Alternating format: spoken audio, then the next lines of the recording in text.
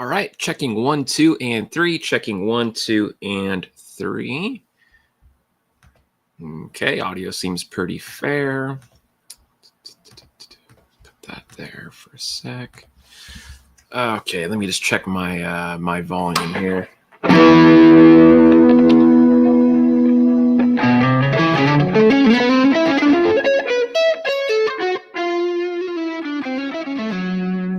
Hey, what's going on, Tyler? How you doing, dude? Man, you're quick. You're on the ball, man. I'm adjusting my settings here on my camera because it looks really washed out to me. I don't know about you guys if it looks really dark, but it looks really dark to me. This webcam, for some reason, on this new laptop, this webcam's like colors just look really weird. Let me see. Let me check on my phone how this looks. Hey, what's going on, Ramey? How you doing, man? Good to see you. Yeah, I guess it's not too terrible. I think it's better than last week. It still looks a bit washed out, but it's okay. Good enough. We finally waited all week, all day. Oh my goodness. Well, thanks for waiting, man. I'm glad I'm as interesting as a person for you to wait for. Let's see here. All right. Jade Guitars. What's going on, man? How you doing? Thanks for joining. All right. A lot to talk about today with you guys. And yeah, I haven't uploaded in a while, so we'll talk about that too and the reasoning for that. I mean, I know I uploaded the Johnny Blaze skit, but, like actually uploading anything. We'll get to that here in a second. Let's see here. Still struggling to learn, but trying. Hey, man, just keep it up. You'll definitely get there. There's a lot of free lessons on YouTube, or if you have the money, taking a teacher is obviously preferred. Like, not just to plug myself, but anybody that teaches. It'll help you a lot more than just doing it on your own. Some people do really well on their own. Not everybody. But yeah, there's plenty of free stuff on YouTube. You can learn everything on YouTube nowadays. All right, move this here. Sorry, I'm just getting used to my screen map. StreamYard pop-ups. Okay, I mean to pop that up there. Sorry. Okay, there we go. But yeah, awesome. Hope you guys are having a good Friday out there. Thanks for joining me. Yeah, man, a lot to talk about. So basically, I have uploaded anything in like going on 3 weeks, almost 3 weeks, like 2.5. It's going to be 3 weeks by Monday. The reason for that is because, I got this new laptop. And so I didn't stop to think about like my video editing software. So I use Filmora, or I used to use Filmora, right, on my old computer. I couldn't transfer the Filmora into my new computer because I didn't have the file. And then when I went to Filmora's website, they stopped doing like licensing plans like I used to do. Like I paid for the one-time license for life, but they don't honor that anymore, supposedly. So like now you have to pay monthly, which is really stupid. So now they want you to do monthly membership things. I'm not doing that. Like, I'm not going to pay you that much money a month. Ridiculous. So I went through a bunch of different editing softwares. DaVinci was a huge headache. I tried, so many different things. CapCut. I didn't like CapCut because there's watermark with certain features. I didn't want to pay for that either monthly. Adobe was it's all right. DaVinci was probably the best, but at the same time, it was a lot of maneuvering for the buttons. So eventually I settled on Kdenlive, but it's still a learning process because there's so many things I'm not used to. I got used to my software in Filmora. I knew where all the buttons were. I knew how to do, seamless editing. I could edit an hour video in like, maybe 20 minutes. I could just skim through, no problem. Now I don't know where everything is. So it's like my whole flow is thrown off. So yeah, that's why I haven't uploaded anything in like a while. I just got this laptop like a week ago. 1 week now it's been. And so, I've only had it 7 days. I got the software installed. Now that I have this new video editing software, I've only had it for like 3 days. I have to learn the ropes. So guys, just bear with me. I have content coming. I have like review stuff and lesson content. I just trying to learn how to use everything again. It's like starting over, essentially. So yeah, that's why I'm posting anything, if you're wondering. The Johnny Blaze thing I uploaded was just like an experiment. I was seeing how it would, kind of work. And that took me a while because I didn't know how to do the chroma key in that because I used my green screen. So I was like, where the hell's the chroma key in this stupid software? I was pushing all the buttons everywhere and I finally found it. But yeah, what a pain. Sorry, I'm not trying to ignore you guys. Found a good way to sneak out of my house without setting off all the alarms. Oh man, well that sounds quite interesting. Love the new Johnny Blaze video. Thanks, dude. I'm glad you enjoyed it. There's a lot more Johnny Blaze to come. Happy Friday. Oh, my camera's wigging out. Hold on a second. No? Let's try the old unplug, replug. Give me a second. The webcam I use is just a cheap one, so give me a second, guys. It's not happy with me, apparently.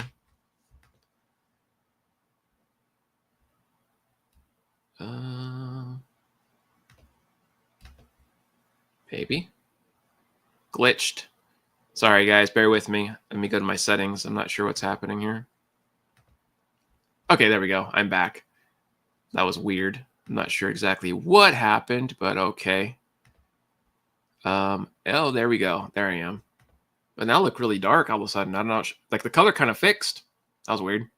Anyways, happy Friday. Thanks, man. You too. Hey, what's up, Mitch? How you doing, man? Try a different USB port. Yeah, I don't think it's that. It's just this camera is kind of junky. I paid like $15 for it on Amazon, so it's my own fault. I try to buy the cheapest stuff I can for like, accessories. But yeah, unplugging it, replugging it kind of worked. It looks like it's a little smoother than it was, so that's cool. Let's see here. Yeah, the universe be like, no streaming today. Heck yeah. It's not a big fan of it, apparently. But anyway, sorry, guys. We're talking about, so videos on the way. I filmed. I just haven't had time to edit and then get used to the software. I've been busy because I teach full time too, so I'm trying to juggle my lessons and then learn the software. And so it's just it's a time lapse thing. So bear with me. I have content coming. I have this neat little thing here, which is actually pretty sick. Check out this Flatson's mini amplifier. Look at that. It's pretty gnarly. This mini amp, right, is only 10 watts. But it's freaking loud, and it sounds pretty decent. I'm going to show you guys in a video coming up, hopefully this week, with a new tune, of course, because, I like to make songs for everything. So for those of you that like it, cool. For those of you that don't like the music, sorry. But yeah, and it has wireless features and all kinds of stuff. So pretty cool. You guys will like the sound of this. The distortion's a little tinny, but that's like with any amp, right? That's mini. But the clean on this thing, man, pretty decent. So let's see here. Looks good now. Thanks, man. I'm glad it looks all right. Yeah, it's I don't know, just unplugging, replugging, I guess, worked for whatever reason. I don't know. Old Amazon cameras, man. What are you gonna do? That's cool. Thanks, Tyler. Yeah, it's pretty neat. What's up, Blue Mox? How you doing, man? Good to see you. So yeah, anyways, that's why I've uploaded. My apologies. I try to upload once a week, but obviously that hasn't been a thing. And then, my other computer crashed and then transferring this computer. It's just, yeah. So I feel bad not having uploaded because, it's something I like to do like every week. I feel like, at least one video a week is what I like to aim for. And since I haven't really hit that goal in a while, I just feel kind of like, in a slump. But I have stuff I got to do. So it's just, it takes time. Got to relearn the process. Anyways, having said that, some other cool stuff we can talk about here in a bit. As you guys saw the thumbnail, there's a magazine that somebody mentioned me. That's kind of interesting, and we'll talk about that later. Not trying to clickbait you guys. That's an actual thing that happened, but cool. Anyways, having said that, hopefully you guys are having a fantastic Friday out there. Thanks for joining me. Hopefully it's, interesting for you. I don't know how interesting it could be, a guy sitting here with his guitar, but no. I restrung this Ricotta, Richard's bald shredder Ricotta here. I restrung it, and it plays pretty good. But I still kind of get the, I spent like a long time intonating it, trying to get, some of the buzz out. Because there's some areas where just, I can't get that fixed. I've tried everything. And I've looked at, I've measured out the neck. I did a little bit of the truss rod. I did a little bit of this. I mean, I just can't get this, but it's only that fret. It's not like, well, actually I take it back. I think, well, this one's fixed. This one used to do it. It doesn't do it anymore, but this one, I can't get that one to stop. So I just got to not play my C sharp on my little E string on that when I'm playing this guitar, I guess. But other than that, everything plays pretty good. Put some new strings on it, gave it a little bit of a conditioner on the fretboard, so it feels real smooth. Pretty decent. What was the name of my old editing software? The one I used to use was Filmora. It was Filmora 9, but they're like on Filmora 14 right now, and you can't buy Filmora. You have to pay like monthly, so I don't recommend it. I'm not using it anymore because of that reason. And they also don't honor, like, if you back in the day when you could buy the membership, or not, sorry, license, not membership, because they had memberships back then. But when you could buy the licensing, right, for the software, they honored it for back then, at least. Now they don't. So they're like, oh, you bought it back then, but that's outdated. Now you got to pay monthly, and you got to download their new software. And they moved everything around. I got to look at the free trial, and I was like, no. I don't like this way this looks. I'm like, no. But Filmora 9 was awesome. It was simple. It was easy. Like, it's so stupid. Everything always changes, man. Oh, nice, man. Heck yeah. That reminds me of the Goo Goo Dolls song, right? Oh, you just mentioned it too. Heck yeah. Yeah, it's a good song, man. I like that song. I think everybody likes that song to a certain degree, but then they're kind of annoyed with it too because we've heard it so much. If you're born in that, era.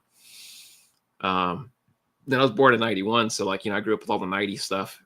Goo Goo Dolls, Pearl Jam, Nirvana, all that was on the radio all the time. Or my sister's radio or my mom's radio or whoever. I always heard, alternative rock or hip hop. One of my sisters like hip hop, so I sometimes hear hip hop like Dr. Dre and Eminem. Of course, I grew up hearing that all the time. Forgot about Dre or the Snoop Dogg and Dre stuff. Remember all that? It's weird to look back. I feel old, man. Like, times sure have changed a bit, the music just sounds so much different nowadays. I don't even know what's popular. Like, kids show me new rap and new like rock stuff, and I can't get into it. It just sounds weird. I don't know. Maybe it's an age thing. Maybe my brain like stunted at a certain time frame. I don't know if that happens to everybody. Let's see here. Oh, really? Yeah, that makes sense about the fret. I don't know how to mess with that too much, to be honest with you. I've never really had to do a lot of like work like that, or like, like crowning or anything. I don't know, whatever you call it, fret dressing, just whatever the work is called. I don't, like I said, I'm not a guitar tech to that level. Like, I can do basic setup stuff. I can't do that. Like, I never had, anyone help me with that. Oh, another thing that's okay. So, the Enya guitar I was playing, right, guys? The Enya guitar. So we got to talk about Enya a little bit because something happened that shouldn't have happened. So I'm playing my Enya guitar. I'm doing some tracking. I'm just, recording some stuff, doing what I always do, and I'm going to move my pickup selector right on the Enya. And how it looked at like this little circle port there. I barely moved it. The whole thing broke off. So I'm like looking at it like, well, maybe it just came off. I go look in there.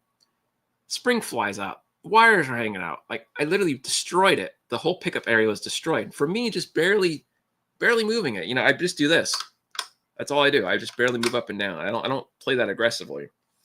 But yeah, so the Enya is out of commission right now because it's just I don't know what happened or why it happened, but yeah, it was not having a good day. It went kabunk on me.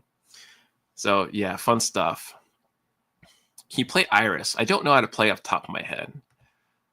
The tools to fix it, level and crown. Oh, look at you, Mitch. You're the rock and roll guy. Heck yeah. But yeah, man, what a mess. I just was like, what happened? I honestly didn't expect that, or expect to see that happen. But yeah, Enya, that was surprising because they're pretty decent guitar. They're pretty reputable. So I just didn't see the whole pickup thing flying out on me. Bummer. Let's see here. You say you grew up with 60s, 70s music, so you prefer that music. I see. It makes sense. Yeah. I don't blame you, man. That's some really good stuff. I love the Beatles.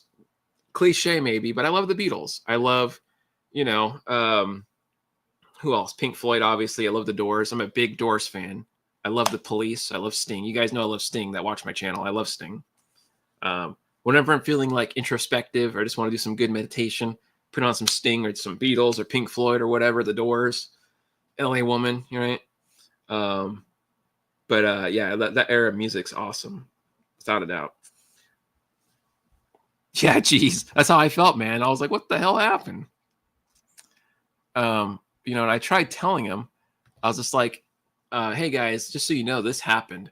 And they're like, oh, we can send you the part to fix it. And I'm like, I don't even know how to fix that. I told them, I'm not like, I'm not the bald shredder. I can't just, do that kind of thing. They told me it's stupid easy. You could figure it out. I'm like, I guess. Like, I wasn't looking for a replacement part. I was just looking to tell you guys so you could maybe not, make guitar so janky. I was kind of giving advice in a way. But anyways, you prefer rock, not pop. I gotcha. I wouldn't call Doors or the Police pop. That's considered rock, actually. Back then, at least. What's up, Dorotio? Oh, no worries, man. No worries. Thanks for coming by. Heck yeah. Good luck to her, by the way. I hope it goes well. That's really exciting. I hope Sienna kills it and does a really good job. Should be exciting, man. I hope you take some videos so we could all check it out. Heck yeah. But yeah, so I was like, what happened, man? It was just bonkers. Let's see here. The Beatles. I wouldn't consider the Beatles pop music, though. Like, when I think of pop, I think like Taylor Swift, stuff like that kind of music. Beatles is considered rock to some degree. Let's see.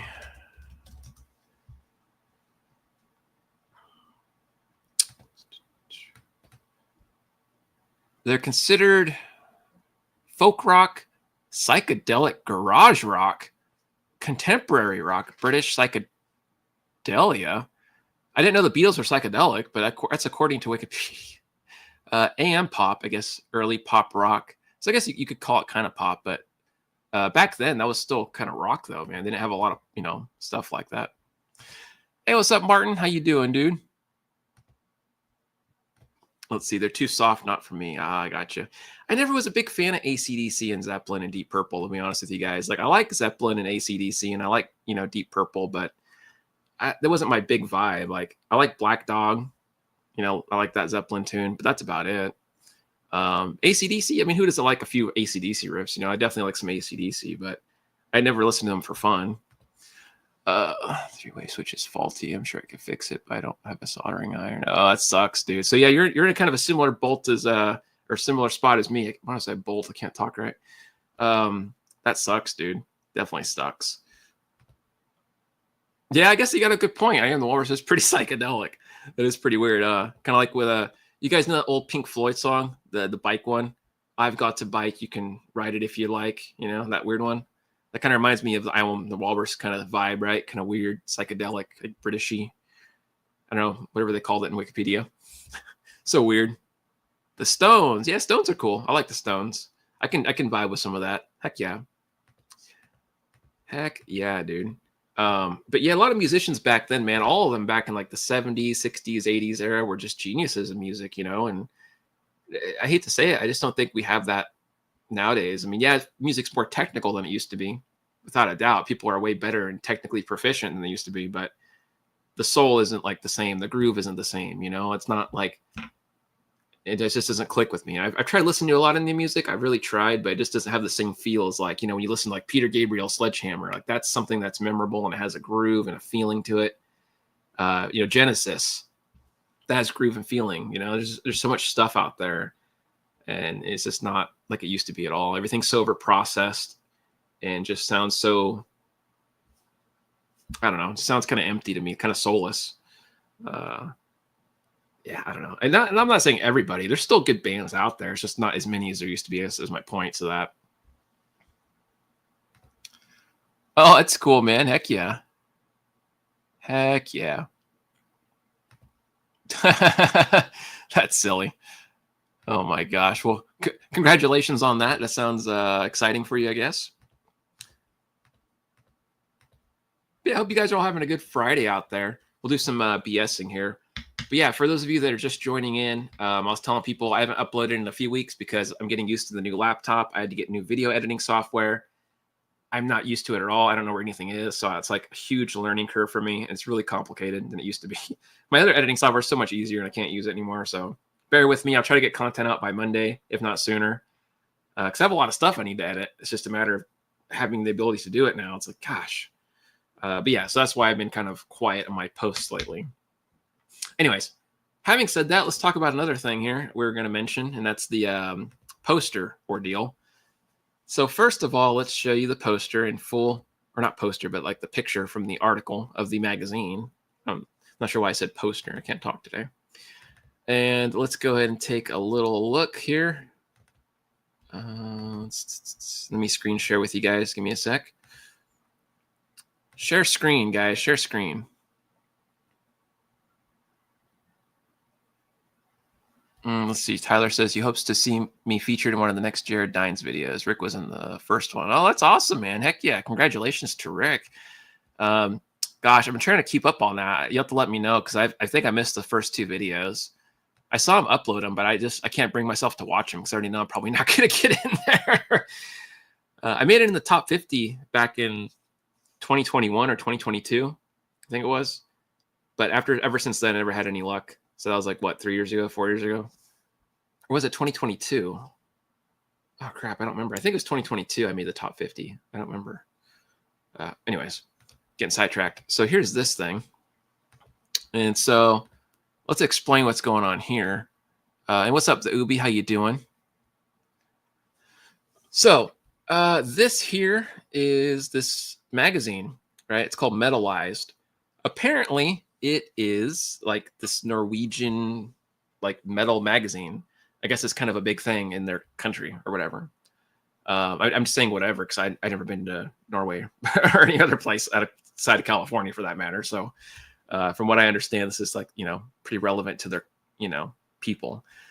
And so I was mentioned here in Norwegian, kind of zoom in, and you can see my name there, Lester Mitchell. And the 4, if you guys know, I'm the 4th Lester in my family, so that's why it's the 4. So I was super confused. This was sent to me, and I was like, what the hell am I looking at? Why am I mentioned in this magazine? Like, what is happening? I was pretty thrown off. I about choked on my water. It was early in the morning. I was drinking water, and I was like, what the hell? So basically, this guy, I forgot who he was. He's a acquaintance of mine. I didn't even know. Like, it's been a while, and he asked me to help him out with some music stuff a long while ago. But he gave me a shout out in this magazine because I guess he's getting kind of further in his music career. So he was telling people I'm a good guitar player, I guess. And if he was going to tour with somebody, he'd want to tour with me. So that's pretty cool. Very nice of him to give me a shout out like that. Let's see here. Bands with girls in the 60s and 70s were cool too. Agreed. Your entry won't make it. That's ridiculous. I feel how you feel, man. I feel how you feel. Absolutely. I used to use Filmora 9, but I can't use it anymore because they updated everything, and I can't use Filmora in general. Long story short, I'm using Kden Live now because it's the only one that seems decent. I tried Premiere, but I didn't like it. And I also tried DaVinci Resolve, but it just was too much. It gave me a brain prolapse, man. But yeah, this is pretty cool. So I was pretty stoked to see this. It was very nice of him to give me that shout out. Obviously, didn't have to give me a shout out, but I was like, oh, that's pretty cool. But yeah, at first I was super confused, man. I was looking at all this like, what the hell am I looking at? Like, what is this? What language is this? I'm like, and then it made sense. I'm like, oh, okay. Gotcha. So yeah, very cool stuff. Very grateful for that. Very nice guy. When he gets his music out, hopefully he'll share his album so we can give a listen to it together. Be kind of cool. But all right, let me go and stop sharing that for now. That was motivational. All right, let's see here. All right, but yeah, hopefully you guys are having a fantastic day out there. Thank you guys for joining me so far. We'll do some more chit-chat in a little bit. Oh, dang, Tyler, I didn't know you entered the contest, man. I haven't seen your post. When did you post? Ah, man, I'm so behind the times.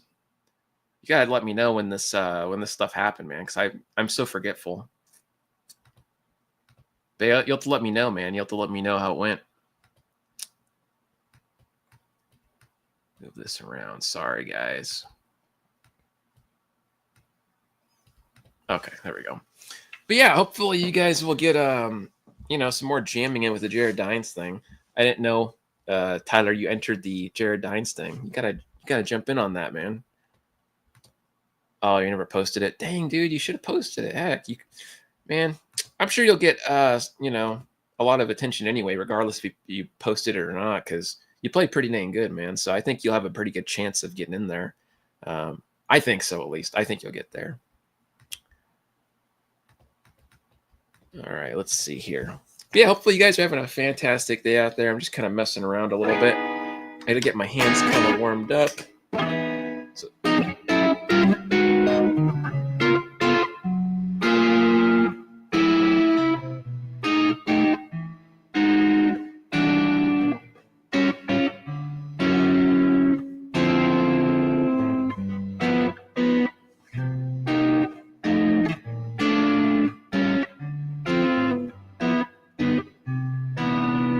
I just want us to mess around with chords once in a while.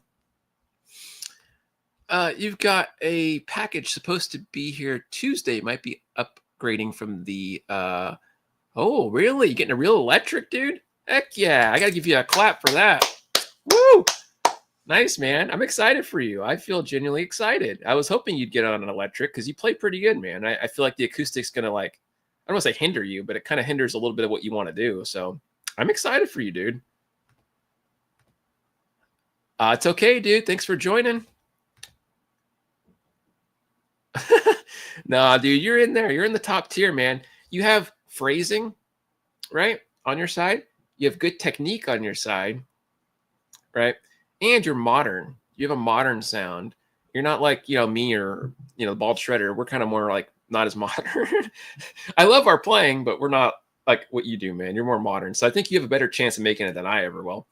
But I think he'll also be impressed with the fact that you're so young. And I know you're not like young, but you know what I mean? You're young enough.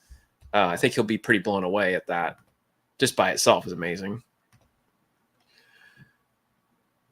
Yeah, dude, you did really well with what you had. Now it's time to reap the benefit of an electric. And the hard thing you're gonna have to really get used to here is you're gonna need to really learn like to put less pressure on the strings because you're used to playing acoustic, right? You're gonna really need to learn like how much pressure you need on an electric because at first you're gonna squeeze too hard. That's just a fact. You're not gonna be used to that. Light touch. Try not to squeeze or GI Joe grip the guitar. I know you have lots of experience with the acoustic, but you're going to need to really retrain your mind. I'm sure you'll do fine, but yeah, just keep that in mind. Hey, what's up, dude? Thanks for joining. Hope you're having a good one. Yeah, man, it's always a good experience to catch you guys. Yeah, I guess when you think about it, it sounded a little out of context, but that's funny. Oh my goodness, decades. Yeah, you'll get there, man. You'll definitely get there. Yeah, thanks, dude. Appreciate that. Yeah, my solo's all right. It's just like an 80s style solo. I don't know what to play over the track because my mind goes to like less modern, more old stuff when I hear like that kind of rhythm. It's hard for me to hear like the crazy stuff that these new players do. Oh, heck yeah. Everybody's hopefully doing well, like Thom's World says here. I hope everybody's doing well. I hope you guys are all having a good Friday. Thanks for joining me. We're just kind of chit-chatting a bit. Not doing a lot of playing. My hands are really sloppy, man. I haven't played much today at all, so bear with me. Yeah, it's not how it should be, but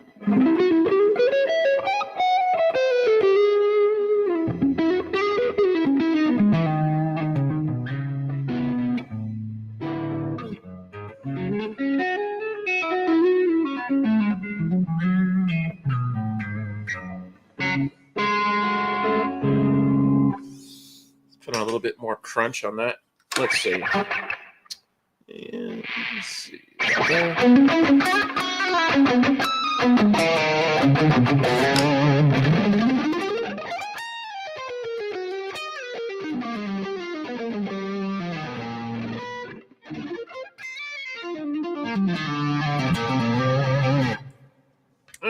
Gotta warm up the hands a bit. Lester Mitchell style. That's funny, dude. Well, appreciate that.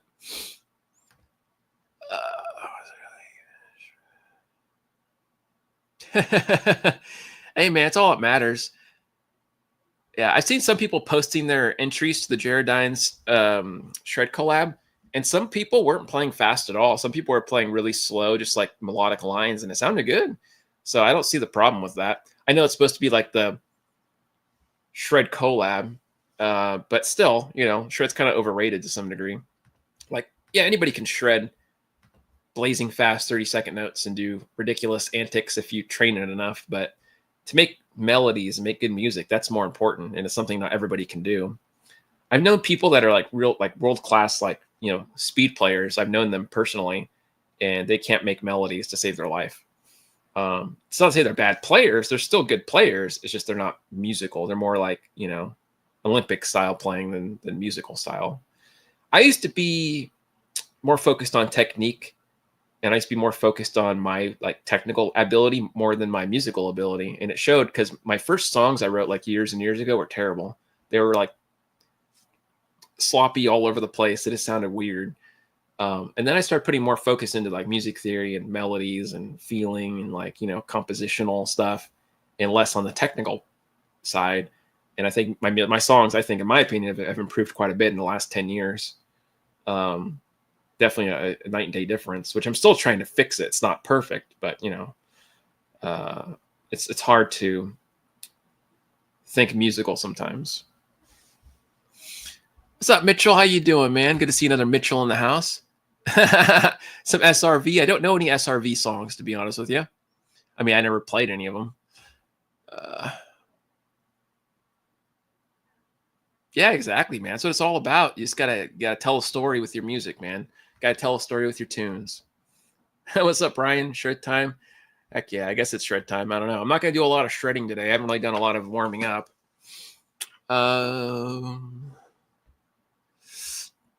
Yeah, man, you have a good time with your stuff. You know, I see you have fun, and that's all that matters, dude. As long as you have fun and you're able to express yourself musically, that's all that matters, man. It's not about who can play the fastest arpeggios or how many harmonies you can layer on a track, or, you know, how many 30-second notes you can fit in one bar. You know, it's all about having fun and just making the music you want to make. For me, it's about more of sounds. Like you said, you want to hear like a story, but also I want to hear what kind of, like, you know, sounds I can come up with that make me feel something different.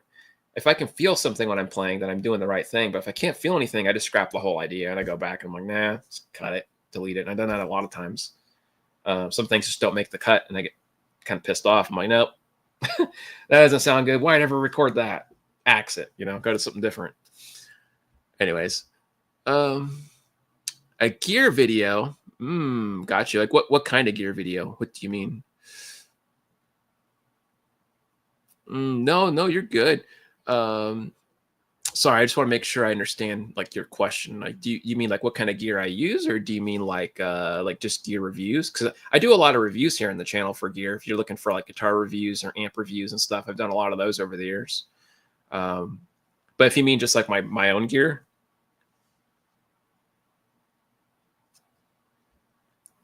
what's your favorite guitar that you have? Well, my favorite guitar was my Enya, right? That was my favorite guitar until the pickup selector busted off. And if you guys weren't here earlier, I was talking about this. I was playing the Enya Go Pro, rocking out. Everything was fine. And then I moved the pickup selector just gently. I swear I wasn't karate chopping the thing. I promise you guys. And I go Cobra Kai on it and barely moved it. Whole thing busted off. And the wire popped out. The spring popped out. The whole thing was just jacked. So it was my favorite until that happened. What am I using tonight for sound?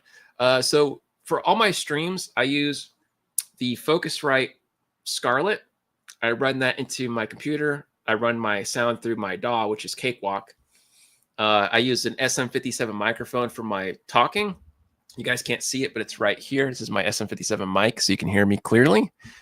And I have a NuX multi-effect pedal. I run just directly into that. Gotcha. Yeah, so that's what I did right now. Yeah, I'm doing my SM57 mic, Focusrite, and then my little so it's the baby MG multi-effect pedal. I got to make a review on this still. I know, isn't that ridiculous, dude? I love that guitar. It's my favorite guitar. I love the neck and the feel on it, and it freaking did that to me. It's ridiculous. Yeah, I don't use amp sims. I don't like the amp sims. I just uses the multi-effect pedal, I guess. I don't use the digital sims online, like the Neural DSP and stuff. I have Neural DSP. I just don't like it. There he is. Ubi got my back there with that one. You like to hear this stuff? Oh man, that's funny.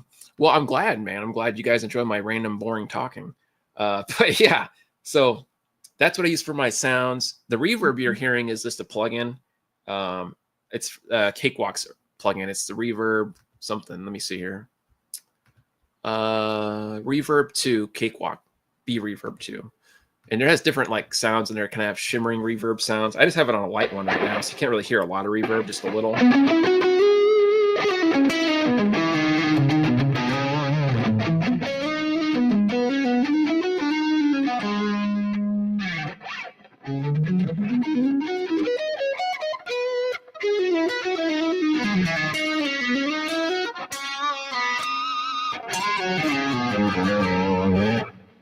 Kind of a nice light tone, I guess. Let's see here. Oh yeah, I love Robin Ford. I don't like Schofield though. I don't Schofield. However you say his last name.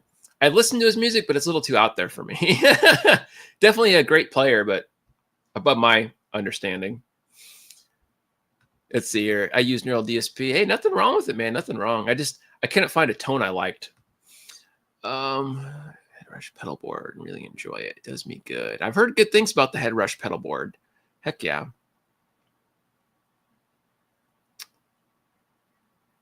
Oh, heck yeah, man. Heck yeah. I love to hear that. That's awesome. I'm glad you're doing that, dude. Yeah, you're like, that's what they call superimposition in a way. So you're sort of adding, like, for instance, like when you do A minor and you're adding that second degree, you're basically playing like E minor pentatonic in a way. So you're kind of layering, which is really awesome, by the way. It's a very jazzy approach. Plugins do I have? I have the Bossy one for Neural DSP, and it has some cool clean sounds I like, I guess, for shimmer, but that's about it. I have the Gojira one. Not a big fan of the sound of that one. I have the Petrucci one. I don't like the sound of that one either. It's just a lot of like tinny, like fake sound. I don't know how to say it. But I have a Bias Effects one also, and it's kind of okay. But again, the distortion kind of sucks. It's just too... And I've tried adjusting the sounds, but I just can never find something I liked.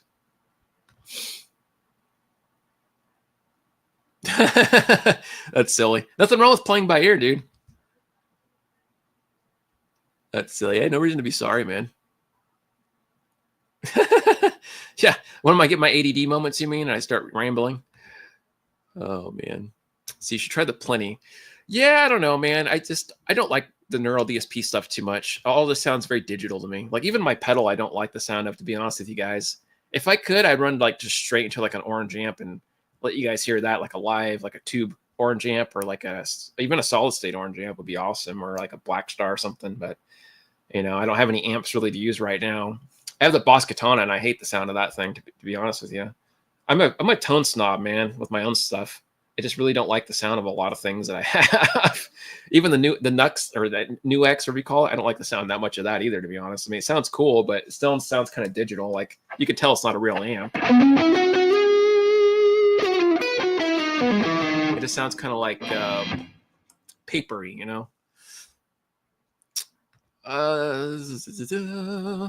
Oh, nice, dude. Heck yeah. Love it. Love that you got Rock Discipline, dude, especially since we're working on that already. I got you started on Rock Discipline in our lessons, so I'm glad you took the dive and just went right into it, dude. Heck yeah, I love it. Oh, yeah, that'd be awesome, dude. I would love that. That would be awesome. Yeah, I have a buddy that had one of those, and he swore by it, man. He lived in the country, and he loved to turn his JCM 800 up, and he was one of those guys where he'd always tell me, this isn't just any JCM 800. This is the one officially from the 80s. This is the real one before they switched the parts out. This is one of the real ones. I was like, whatever that means, I told him. I'm not a tech guy. I told him, I don't know what any of that means. He's like, oh, it means it's the real sound, not the fake JCM 800s they make now. Which I don't know how much truth he had in that statement, but yeah. What a trip. Oh, nice, man. Heck yeah. Yeah, a lot of 80s stuff is pretty killer from what I've heard. Like just 80s built amps. Is this real life? Unfortunately, I think it is. Oh, and by the way, guys, I just wanted to mention this real quick. So the GoFundMe thing I had, right?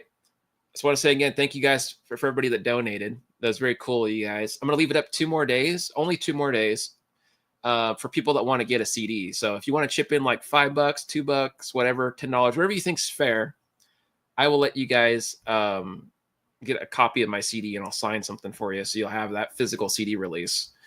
But it's only going to be in the next couple of days. You have, till to do that if you haven't done it already. Otherwise, you're going to have to pay for the CD, and I'm probably going to charge like $20 because they're going to be a little pricey to make. So just wanted to let you guys know about that. So if you wanted to get a CD, you can. You don't have to. Maybe you hate my songs. I don't know. Or maybe you like them. Who knows? Maybe you like them and hate them at the same time. But either way, just want to let you guys know that is an option still. Let me go ahead and sign in real quick to this thing so I can do this. And oh, really? I got to put my, it's giving me a notification code. Give me a second, guys. You're probably thinking, what am I doing? I'm trying to log into my GoFundMe to set that real quick. So just give me a sec here. 6, 2, 5, 8, 4, 9. Okay, give me just 1 second here, guys. 1 second.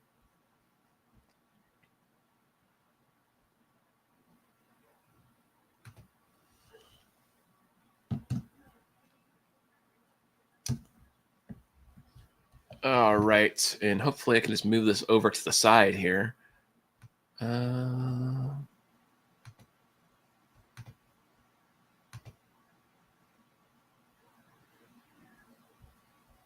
the heck?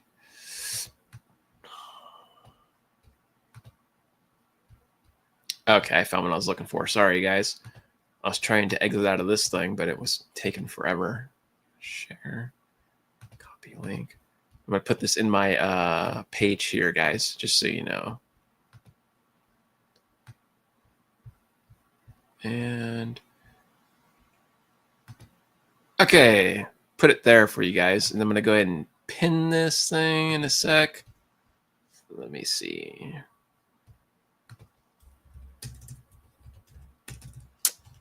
Give me just 1 sec. Sorry, guys.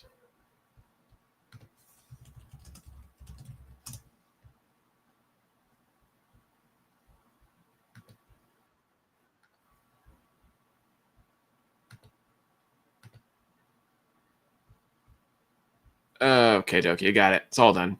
But yeah, so if you guys wanted to get your signed copy of a CD, you can chip in whatever amount you want, whether it's like $5, $2, I don't care, whatever you want to donate, and then that way you get your CD. But it's only gonna be up for 2 more days, and then I'm gonna take it down. So after that, you're gonna pay $20 for a CD because it's gonna be kind of expensive for me. I gotta make the jewel case and the bubblers and everything.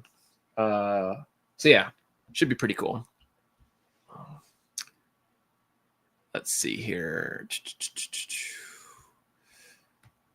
Sorry, I missed some stuff here, guys. I'm scrolling back up to catch up on everything. Let's see. Oh, thanks, man. Appreciate that. It's very nice of you to say. Musical background. So, like, I never went to school or anything. I took lessons from a few different teachers over the years, like in mom and pop shops. And then I did some lessons with some guys online, like in different countries, like in Greece, like Gus Drax and stuff.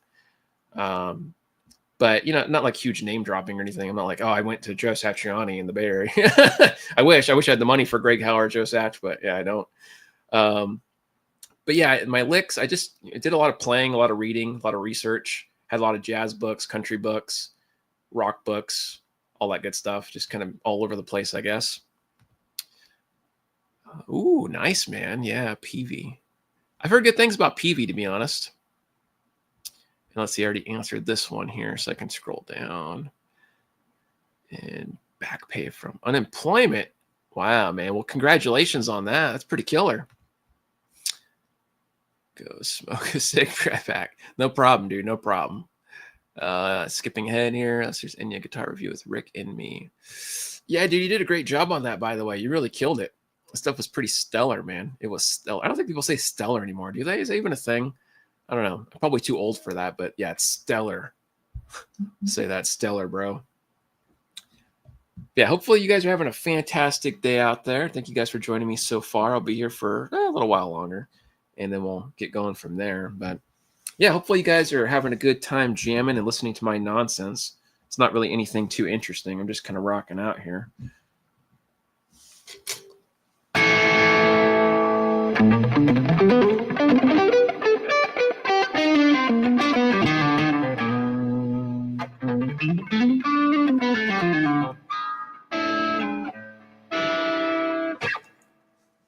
All right, let's see here. Oh, well, thanks, dude. Appreciate that, man. Oh, I just see it on my thing that popped up. Dude, it's very nice of you. Well, thank you for that. I very much appreciate your support towards the CD, dude. So you're going to get yourself a signed copy of the CD. I'll get your address here in a little bit if you just want to email it to me. Whatever's easier. Let's see here. This is the... I'm not sure what that reference is to, if that's a song. Sorry, dude. I get all kinds of sidetracked on that. But yeah, I just like, I'm not used to this fret being jacked up on Richard's guitar here. So I'm always playing around it, and I forget it's, if I'm in the key of B or whatever, I want to play up here on this note, and I accidentally go, oh, dang, I didn't mean to do that.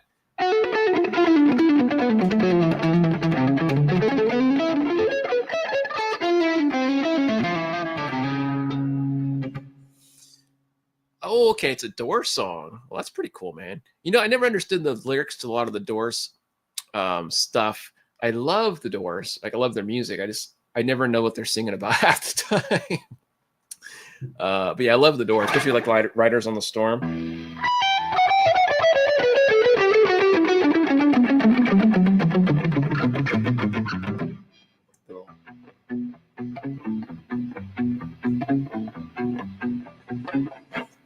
Love that tune. It's probably all I can play. I'm probably going to get copyright striked for that. But oh well. Yeah. Isn't that ridiculous? I just put strings on it too. I thought that might fix it. I did a little intonating, messed with the neck a little bit. Still couldn't get that one fret to work. Mitch said it's probably just a high fret. And that's probably true. It probably is just a high fret. But what a bummer, man. So I have to always play around that. I always play that fret too. So it's like, it's a really bad place for it. Oh, there you go. Let's get a nice brass hammer and whack that thing. I guess I could. I've never done that before. I'm pretty inexperienced with whacking things with hammers, but yeah. Captain Craig. Yeah, I'm that ultra famous dude. Mm-hmm. Let's see here. Oh, gotcha. Hey, it works though, man. It works. Don't do it. Yeah, I wouldn't do it. I'm not brave enough myself, to be honest with you. I'm not brave enough. I'd probably screw something up and mess the whole guitar up. That'd be my luck. I could see myself doing something like that.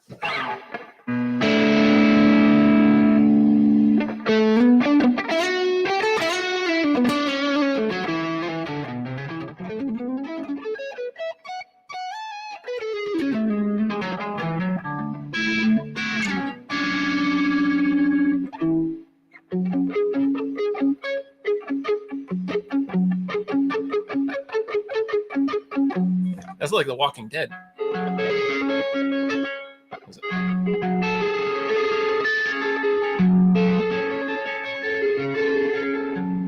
Kind of weird there. Let me go back here. Just bought a CD. You can save the physical media if you have a DL link. Oh, well, thanks, dude. Appreciate that. Paul Schroeder said I gave you a high fret on purpose. You sabotaging me, Richard. Put a soft piece of wood over it. A few taps with the hammer might seal it a bit more. Otherwise, a cheap crowning file of one of those tools from StuMac. Gotcha. I'll just wait till Richard comes back in the area and he'll show me the magic tricks, man. He always knows how to do all the good setups. I never know what I'm doing. Use a bigger hammer. That's what I do. Captain Craig's showing me the good advice here. Brass is softer than the frets. I have done it. The brass hammers are small and not that heavy. All right, I trust you guys. I trust you guys for that. You wouldn't lead me astray, I don't think. I know. He can't let anybody else have a little bit of the fun. He's got to take all the good times away, man. Lick to probably come on, light my fire, the keyboard one. I wish. I need to learn that, man. That'd be pretty cool. Now you got me wondering what that would sound like on guitar. I bet somebody's done that. That's pretty sweet. Rockron 88 Guitars. Hi, Lester. Hi, back at you, my friend. Hope you're having a good one out there. Where's my guitar repair guy? He was oh man, that sounds rough. What did you end up doing it, or did you just pass on the idea? I'm curious how it went for you. You gotta let me know. Ah, I see. That's a cool name, by the way, the Fret Kisser. Sheesh. Ruined the neck. Oh, man. Sounds like it was a brutal experience, to say the least. Yeah, that is bonkers.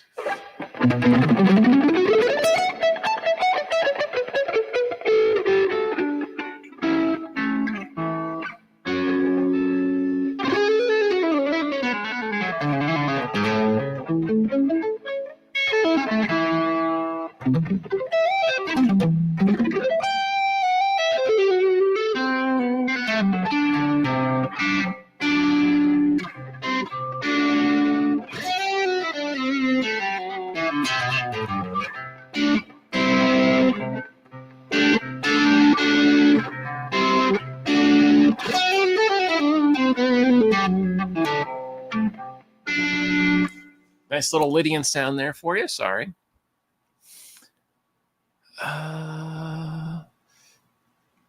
Minty guitars. We just get the B. That's silly.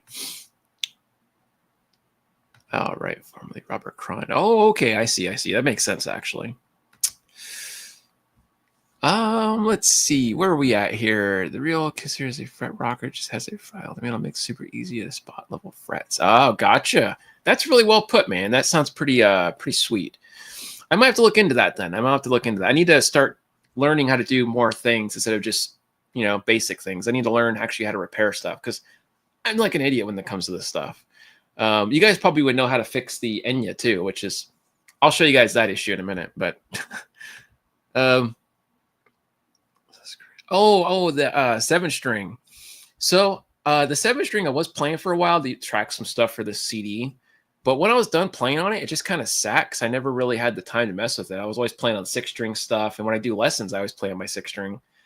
And then I had a buddy hit me up, and he was telling me how he had a 7-string, and he plays mainly 7-string guitars. But he was telling me how he loves my 7-string in that video, and we're talking about it and all that. But his 7-string went out, and he had it like, I don't know, 15 years. And I was like, dude, you know what? I'll hook you up. Like, I don't even use that guitar really half the time. So he's using it now, and he's so happy, like so happy. I warned him though. I said, dude, it's a Floyd Rose, so just so you know, this is how it works. I spent a lot of time making it float out really well. He had like 3 days. He broke a string. He's like, dude, I didn't listen to your advice, and I broke a string, and everything's all out of whack. I was like, okay, just bring it by with the string. I'll fix it. I'll fix it. But yeah, anyways, it was kind of a funny story. Yes, for sitters. Sounds so good. Oh, UFO? Heck yeah, man. I love some good old UFO action.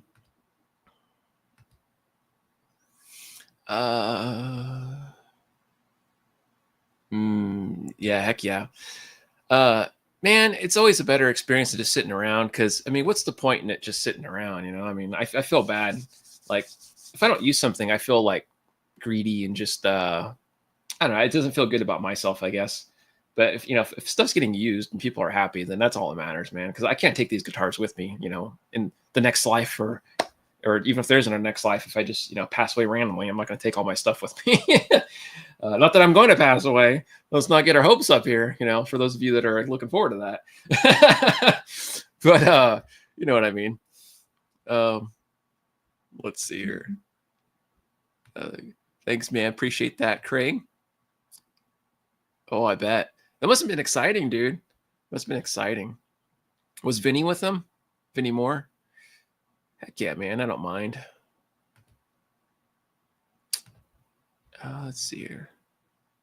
In memoriam. Is that my next album release? That's funny, man.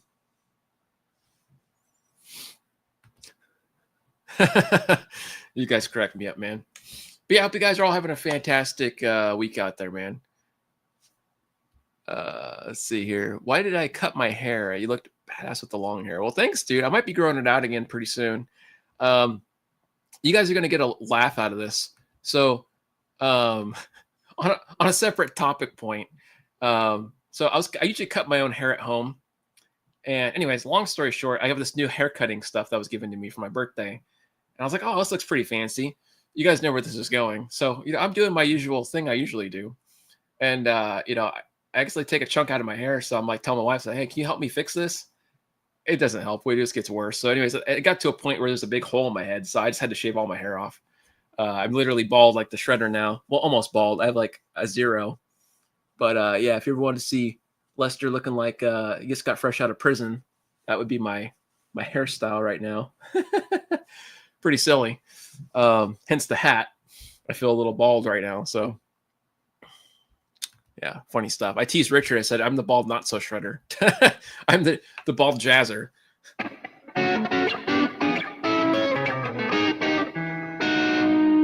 Kind of a silly thing. He had a good laugh out of that.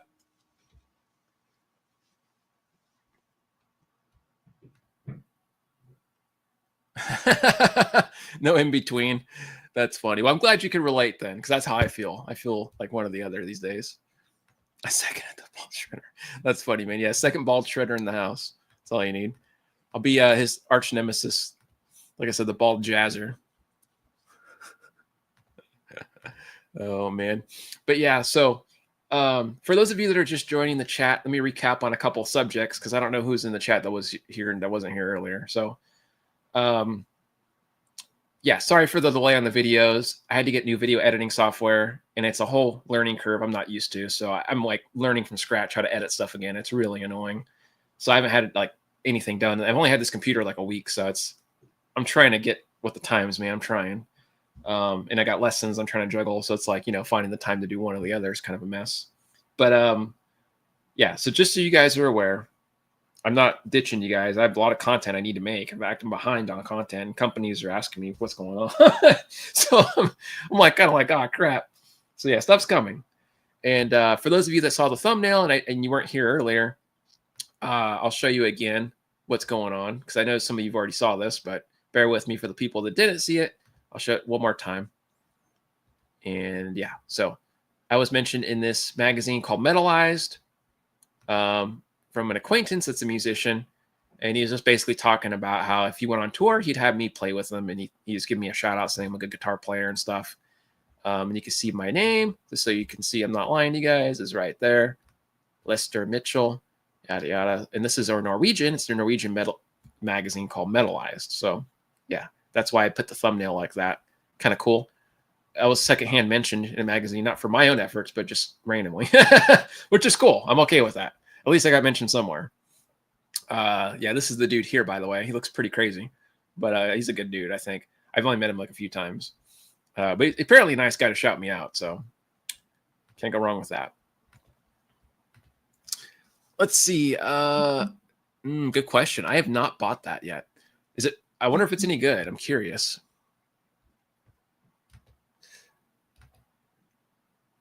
Let's see. Oh, it's killer, dude. Heck yeah. Hey, if you can get anywhere in any magazine, it's, you could die happy, or at least I can. That's good. That's funny. Like, yeah, Craig. Heck yeah. Let's see. You recommend it. Oh, okay. Does it sound pretty decent? I'm looking for some new tones, so maybe I might look into that in the future. Like I said, I don't mind my Nux pedal. It just sounds kind of...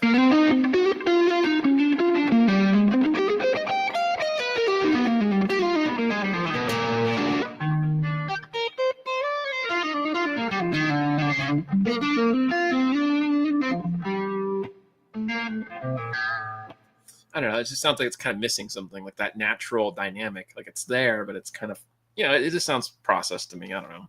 Maybe I'm just a snub player. You like my prison haircut? It's got a vibe. That's great. at first person I showed was Richard. The second person was my cousin because he was in the military, and he's like, "Oh, nice, you got a jarhead haircut like I used to have." I said, "Yeah, I guess." Oh yeah, that's killer. Nothing wrong with that. Oh dang, national guitar. That's nuts, dude. Well, that's something to talk about, man. That's pretty impressive. Richard, you guys, I don't know if you guys know this or not, but Richard was in the Guitar World magazine a couple different times back in the day, and they mentioned like his original music and style and stuff, which is pretty cool. I always tell him that I'm like, dude, I always we kind of go back and forth on this. I tell him, say, dude, you're famous, man. He's like, I'm not famous. I'm like, you're famous. You got like a whole bunch of people on your channel. It's like, oh well, it's not that many people. I'm not famous. And I mentioned, I was like, well, you were in Guitar World magazine years ago. Oh, that doesn't mean anything. Nobody cares about that. I'm like, dude, you're in a magazine. Like, that's awesome.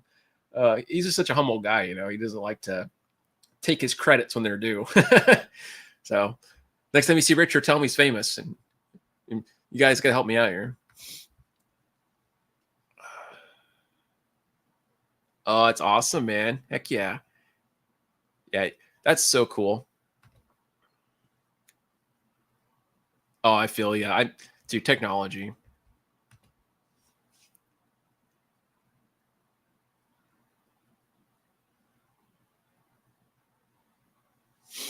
Heck yeah. Thank you, Ubi, for that. Appreciate the translation, man. Yeah, it's pretty cool. But it's also hilarious. I'm one of those people, I get a laugh out of anything, man. I like to have a good laugh. I don't know about you guys, but I had a laugh because I was reading that, and when I realized it was like some Norwegian magazine or whatever it was, right? Some whatever, I think it's Norwegian, but so that that magazine there, and there's just these random Norwegian people reading this, and they're like reading my name, mentioned in this, randomly, some random person. I just had such a good laugh because it's just hilarious to me. Like, I just imagine these people minding their own business. Who the hell is this Lester Mitchell guy? That gives me a good chuckle. So I can just imagine they're like, what the hell? Who the hell is that? If they even read it, but still funny. Yeah, just more of how people's perception was of it, or how they might have thought of it, makes me laugh, I guess, more than the actual act itself. Hey, dude, that's more than most people get to say. Heck, that means a lot, man. Yeah, pick Scandinavia now. That's silly. Yeah, true. Very true.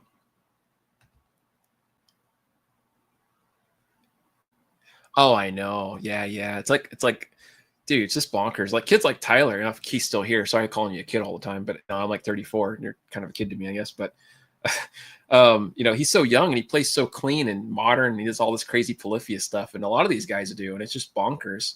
Like, it's such a different generation than when I grew up playing guitar. I remember, like that stuff existed to some degree, but it wasn't like that. That was my phone buzzing. Sorry, but like, yeah, things really took a wild turn, man, and things got like really proficient, like way proficient.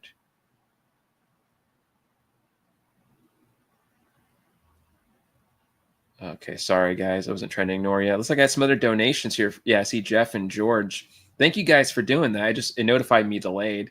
But yeah, thank you so much for all your donations, guys. And for those of you that are donating, be sure to email me your addresses. I know it sounds weird and creepy. I'm not going to come visit you, I promise. I'm not going to do anything weird.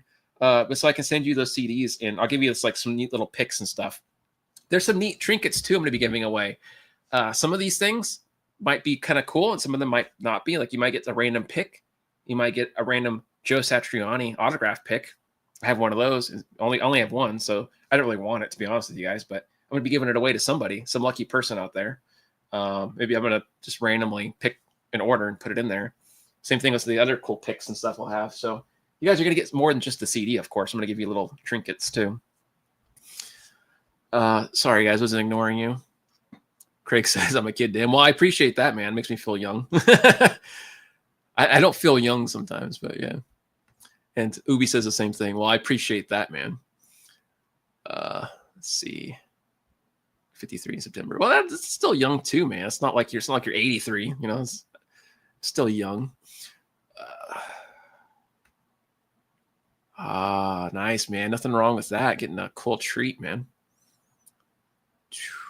It's a long time you've been playing then, dude. Long time. You love getting things in the mail? Same here, dude. It's kind of fun. Even though it's kind of old school. I love it. Wow. Good. That's a tricky one. I don't know, man. I'm going to be 100% real with you guys right now. Like, I've heard good pickups and I've heard bad pickups, and I've heard like no difference in them. Like, I've heard $20 pickups from Amazon, and they sound just as good as like $200 EMGs to me. Sure, there's a difference in tone and sound, like that's for sure, but better than? I can't say they're better. Like, they all sound decent in their own way, and there's negatives too of each one, even the fancy ones. Like those Seymour Duncans I had in my Charvel years ago. They were nice high-end pickups, but they were really high output and they made a lot of noise. So I kind of didn't like them for that reason. They're way too all crazy. Even on clean settings, you hear a bunch of noise. So yeah, I mean, when it comes to pickups, expensive isn't always better. Yeah,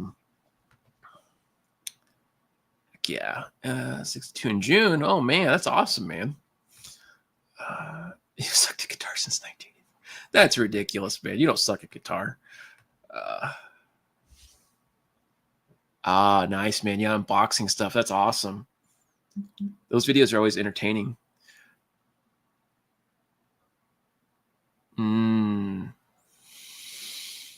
Oh, yeah, I believe it. Yeah, things are definitely a lot different than they used to be. I think my first guitar ever was like a first act or something. I remember it was really junky, man, like strings flying off and everything. But yeah, things have definitely improved quite a lot. Hey, no worries, dude. Thanks for coming to hang out. Hope you have a good rest of your what is today? Friday. Have a good rest of your weekend. I forgot what day it was. I'm turning dementia patient here. No, that's a terrible joke, but I mean, that's how I feel sometimes. I'm always forgetting stuff. I'm not even kidding. I always forget stuff like all the time. For instance, I don't know what I was just talking about. We're talking about something. Oh, guitars. Yeah, guitars got a lot better than they used to be. Active EMG pickups, they were no rise really. Very active and clean. Yeah, the EMGs are very clean, I noticed. Like the Schecter I had really nice, smooth EMGs that were pretty tasty. They weren't too, crunchy like the Seymour Duncans. From one of those apartment store guitar shirt objects. I see what you're saying. Sorry, I'm like half blind here. But yeah, that's funny, dude. What a trip. Sears catalog in the 70s and 80s. Wow, now that's something. Heck yeah. Oh, okay. Yeah, I don't know much about Scar My Guitar that much. Like, I've seen his channel here and there with like the stuff he did with Richard, but like I don't follow him enough to know a bunch about his stuff. I think Richard talked about the Leo James kit in his live stream on Wednesday. I think I caught his live stream for once, which is kind of cool because I'm always doing lessons, but I believe that they have some kind of kit from what I heard. I just don't know a lot about it. Hey, no worries, dude. Get some good treats, man. Heck yeah, get some good stuff. I love going to the store sometimes, just when you're craving like some stuff, some nuts or whatever. That sounds wrong too.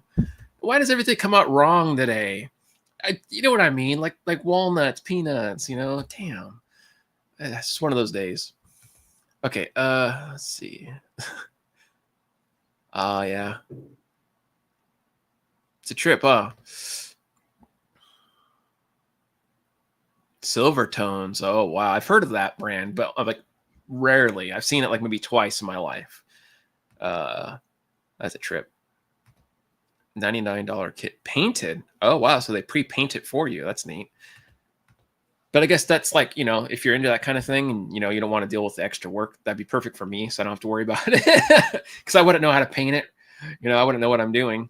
So yeah, that's like a beginner friendly one, it sounds like, for me at least. That's funny, dude. Yeah, what a trip.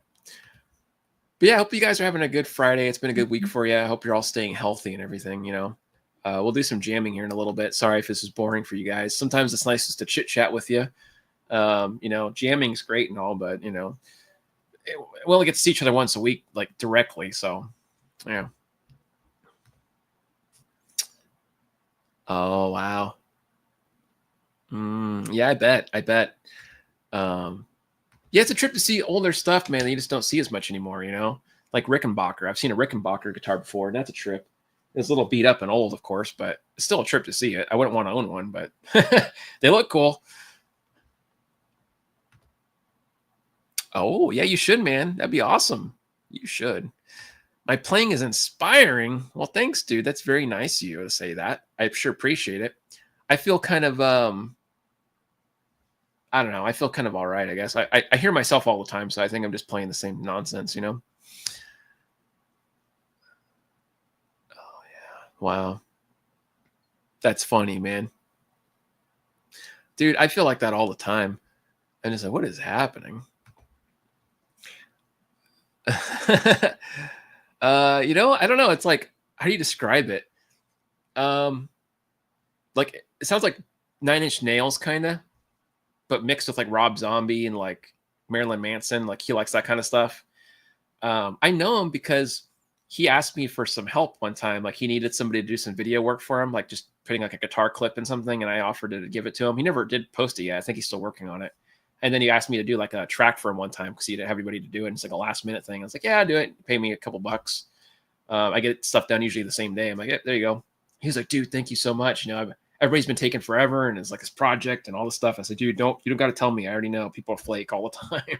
It's fine. I'm all about business. You know, I'm not gonna do that to somebody. Oh wow, that's funny, dude. What the heck? What a trip. Oh, well, thanks, dude. Appreciate that. And same to you. You guys are all good folks as far as what I can see. I know we're not face to face, but just from judging from your comments, you guys all seem like good people too. So I'm happy to have you in the community, man. Very happy to hear it. Can you play a riff that style? Yeah, I guess so. Like, you mean like Marilyn Manson style, Rob Zombie?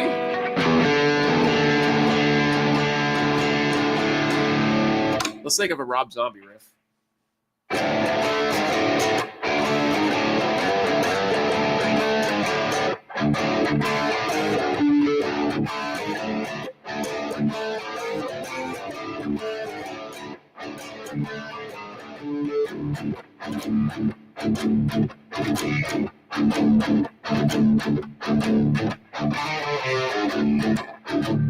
Right, and you can just put yourself into whatever.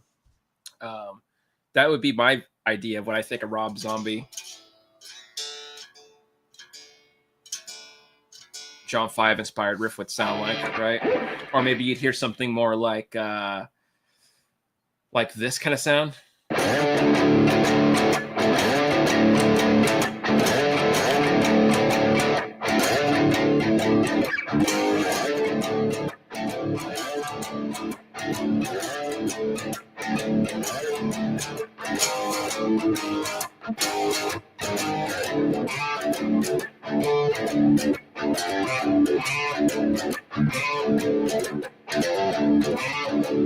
Something like that sound, right? I don't know. It's my best impersonation of that. Okay, let's see. How do you break down a song and form the licks? Helps a lot playing all kinds of genres. Yeah. Well, I'll talk to you guys about that. Yeah, if you guys want to talk about it, we will talk about it. As long as it's not boring. Lester 5. That's silly. That's great, man. Sweet groove. Thanks, man. But yeah, so you just gotta think simple with that stuff because it's not really complicated, but it's more groove based, right? So I think that's what it's all about. So yeah, real quick here, let's talk about. Let's say I have a riff. I'm just gonna make a riff on the spot with you guys, and let's say I do something like this.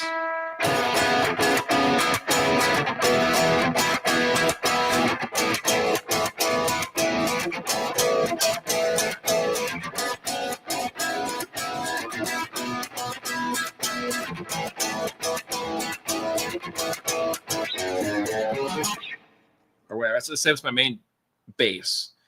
So, that's in C sharp minor. So I think, okay, I could play pentatonic kind of motif.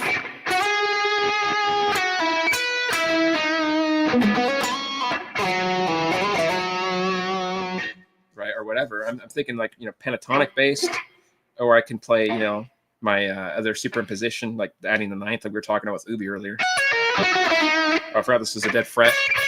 Sorry, but yeah, if I do.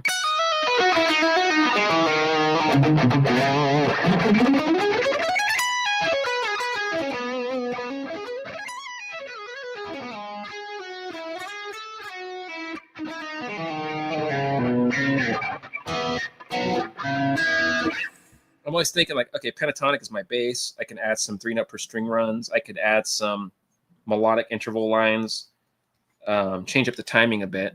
So I'm always thinking of like those sections. So yeah, over that progression, you know, I could, you know, what's the word? Like kind of swing in and out of the rhythm of that.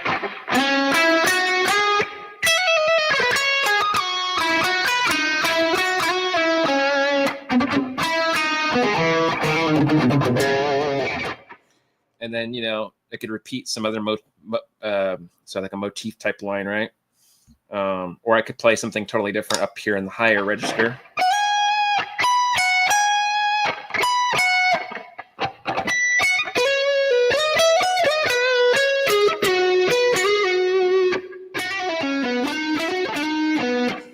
And then maybe you want to add like a little run.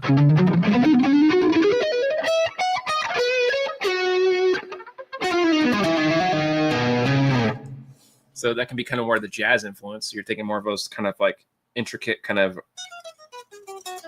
arpeggiated kind of lines. You could add those types of voicings in if the chord progression allows you. But, you know, in this case, I can't because there's no, it's just very bland. It's just a 3-chord run. Anyways, let's go back here. Sorry, guys. I wasn't trying to ignore some of your comments. I see. It was a fanatic. Incubus. Yeah, exactly. Incubus style. Who doesn't like Incubus? No worries, dude. That sounds horrible. I hope you have a good rest of those shifts, man. I hope they go quick for you and you get some rest. Thank you for joining us, man. Let's see. This is like a sub-pentatonic, I feel. This is like a sub-pentatonic. I'm not sure what you mean by... oh, you mean like superimposition? Yeah, I definitely like to add those superimposition pentatonics. Thank you, Jeff. Appreciate that, man. Well, I try, man. I try. It's just, it gets kind of boring, I know, sometimes. Yeah, of course. I'm always trying to think of that stuff. So I always make the... And also, I forgot to mention this. Sorry, guys. But like, anytime I write music, any songs you ever heard me write or play here on the channel, I always think like if a singer was singing. Because that's what I want to structure everything as. Like, you know, I want to have a verse, an intro, you know, my chorus, pre-chorus, bridge, solo. And I want to hear everything like I would have like a singer doing a, you know, jam. I'll give you guys a little taste of a song I'm writing currently. I'm just going to play the riff for you. It's a drop D riff. Going back to drop D, sorry.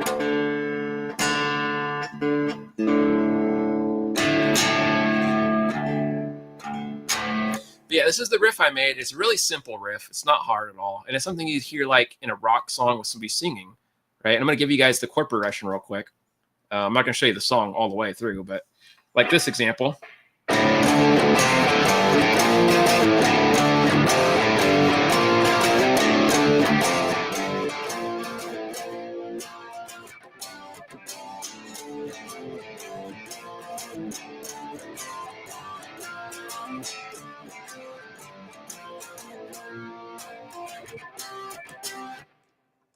So that's the riff.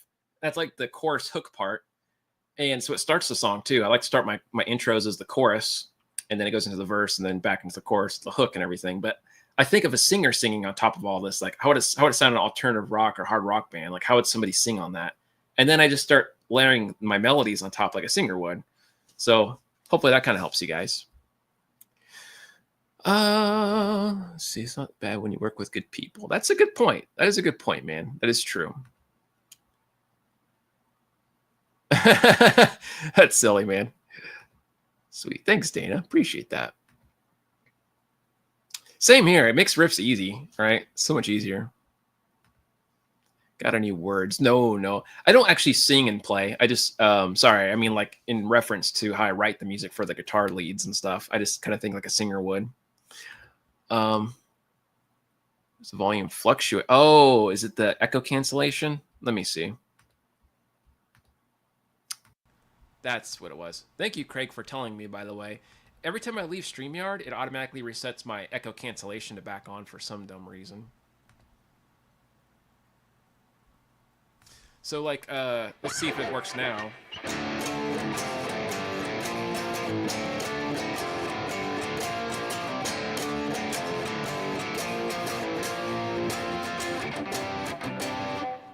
But that was the riff I was supposed to play. I don't know if you guys got to hear it earlier. Oh, I see. The echo cancellation was definitely hitting it. $2,000 to buy a guitar? I don't even know, man. Maybe sure, maybe it's a tough one. Maybe I don't know. $2,000 is a lot of money to blow on a guitar, so I never really thought about it. Sorry. Let's see. It goes up, down. Yeah, good old StreamYard, man.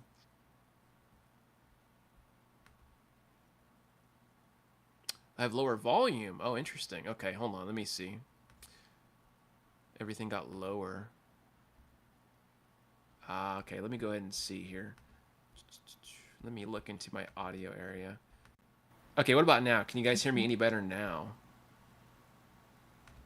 Let me know if that fixed it. Let's see.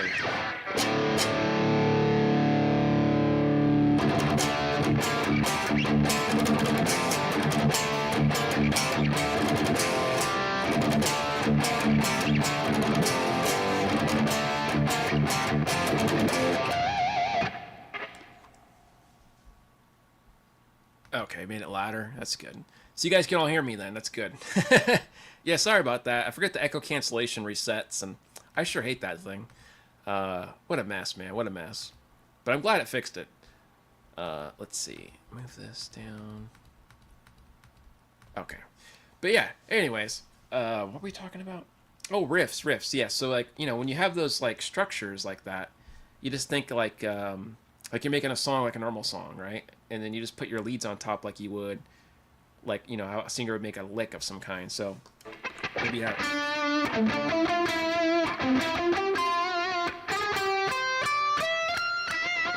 It's just kind of like I almost ripped off my own song there on accident.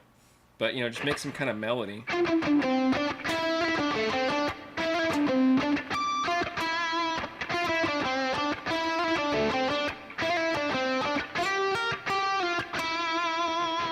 You know, or whatever. You can make whatever kind of pattern you want. Let's see here. Oh, yeah. I gotta love riffs, man. You gotta love riffs. But yeah, so then you make your whole structure. And if I have the riff like that, you know, if I have the riff like this.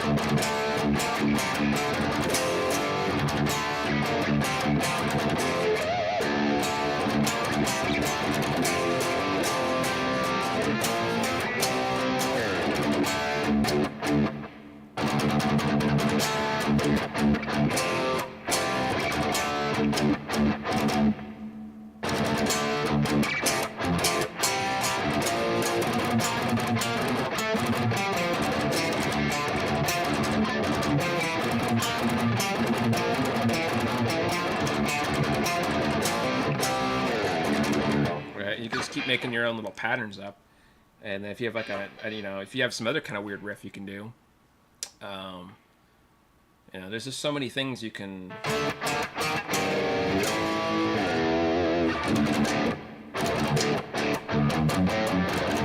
You make some kind of metal riff with that, I guess, or if you want to do some other kind of weird antics.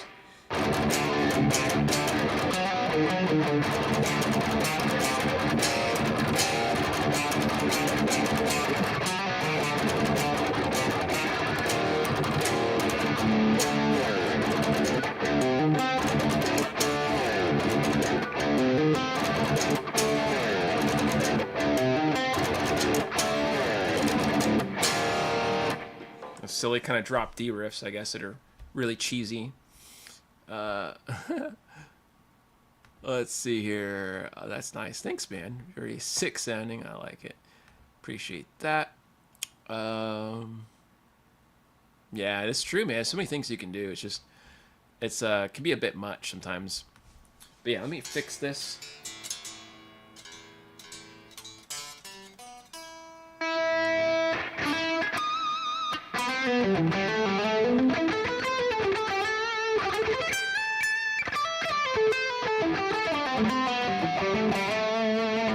Something like that, I guess.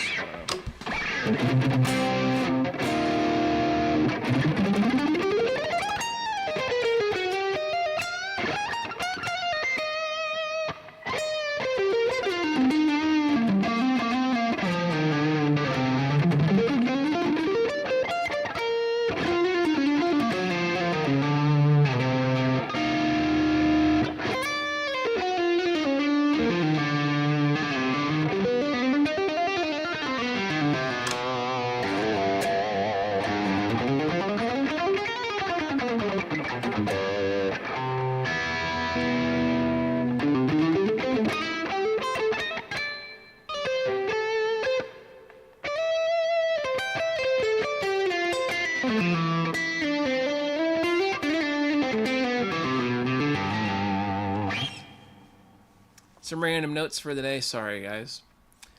Okay, where are we at here? Not cheesy. Probably appreciate that, man. Sorry, I'm like half blind here. I'm all staring at the screen. But yeah, just playing some licks that are random. You want me to teach you some runs? I guess so. I have some stuff coming out pretty soon in a video, so I can kind of show you guys some weird licks, I guess, if you guys like weird licks. This one here, I kind of ripped off from a guy, but, you know, watching their play style, where you kind of walk up this way.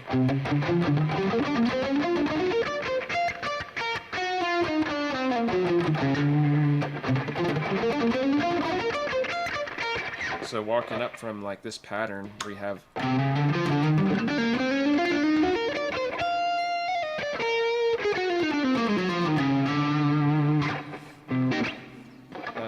or you can, you know, kind of walk just pentatonic kind of lines.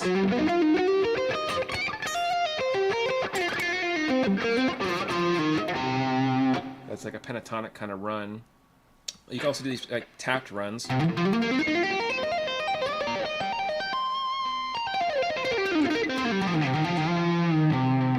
Or you can walk up 3 note per string like pentatonic.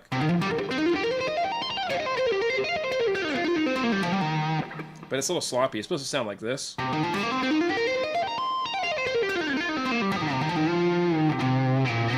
Or you can kind of walk up.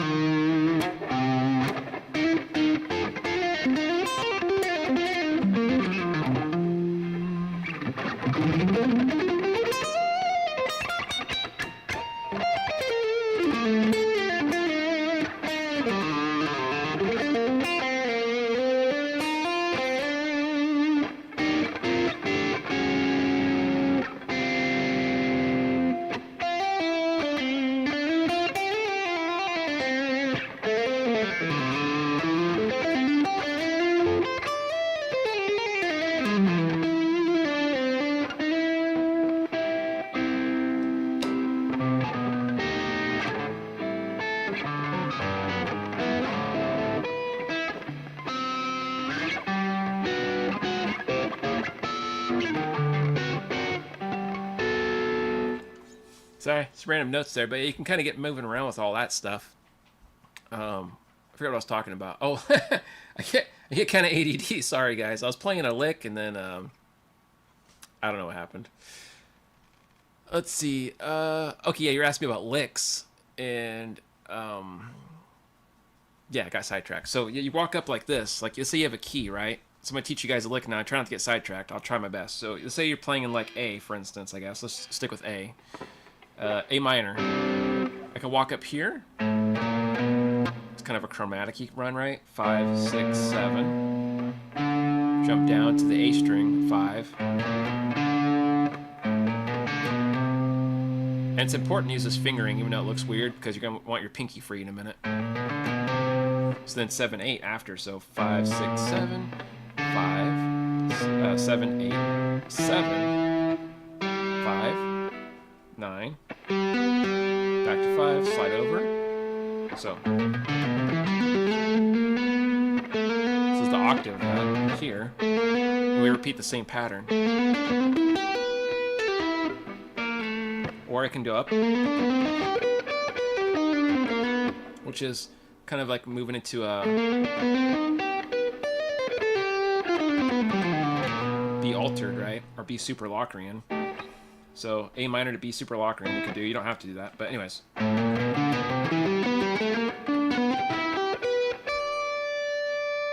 And I could descend, which this fret's messed up, but it'd be like.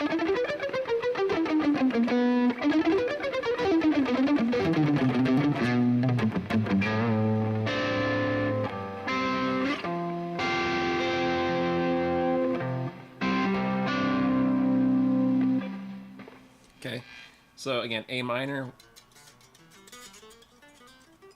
descending like some approach notes chromatically through an E minor 7, and then octaves. And then, you know, from there, I'm just playing some chords like A minor 11, kind of like a G sus to a F suspended 2. Right, and then you can do your A suspended 2, or sorry, C suspended 2. That makes it kind of sound more like melodic. It's awesome. Thanks, man. Appreciate that over here. Sorry, saw that. Where's people told me. Yeah, what did they say, man? Let's see. Blew our minds. I don't know about that. I think I blew my own mind. I get kind of sidetracked. Hey, nothing wrong with playing by ear, dude. Nothing wrong with that.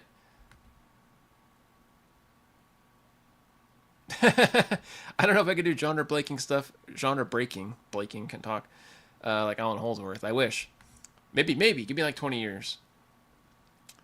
Hey, love you too, man. Love all you guys here on the channel. I'm always happy to have you guys part of the community. And I sure appreciate you guys enjoying the weird music I play. I play some really weird stuff sometimes. I don't know. It's not original stuff that much, but yeah, it's, I guess, more fusion-based. I like fusion stuff, but I don't make a lot of fusion music. I like make a lot of rock metal music, but I want to add fusion and jazz licks into my rock and metal, so that's why I kind of do those licks.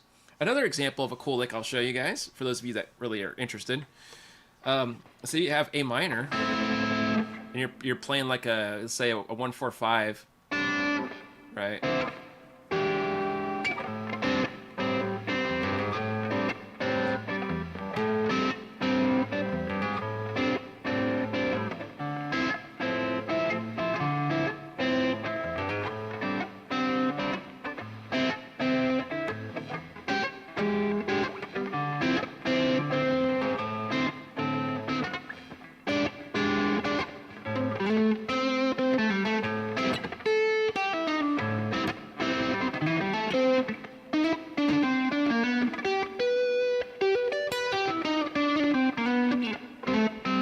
But, sorry, I was going to say, when you're here in this A minor area, you can play pentatonic, or, we already know the superimposition,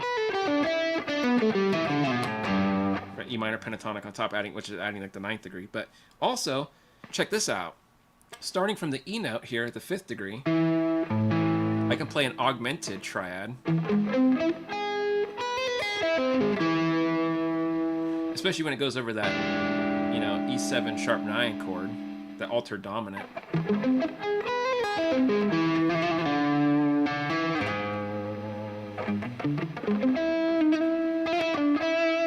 So if I'm playing a lick example, it would be like this: pentatonic,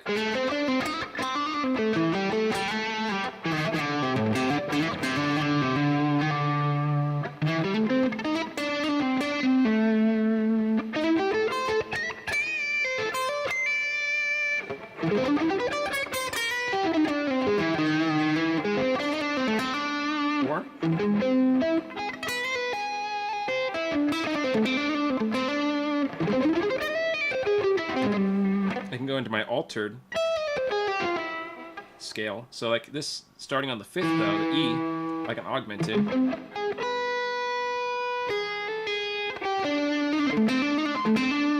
But it kind of works nicely over that altered dominant.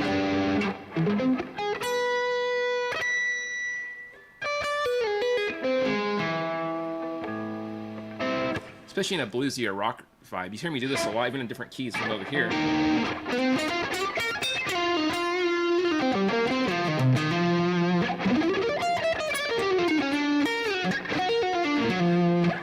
I might go into melodic minor from there. But that initial ascending pattern, or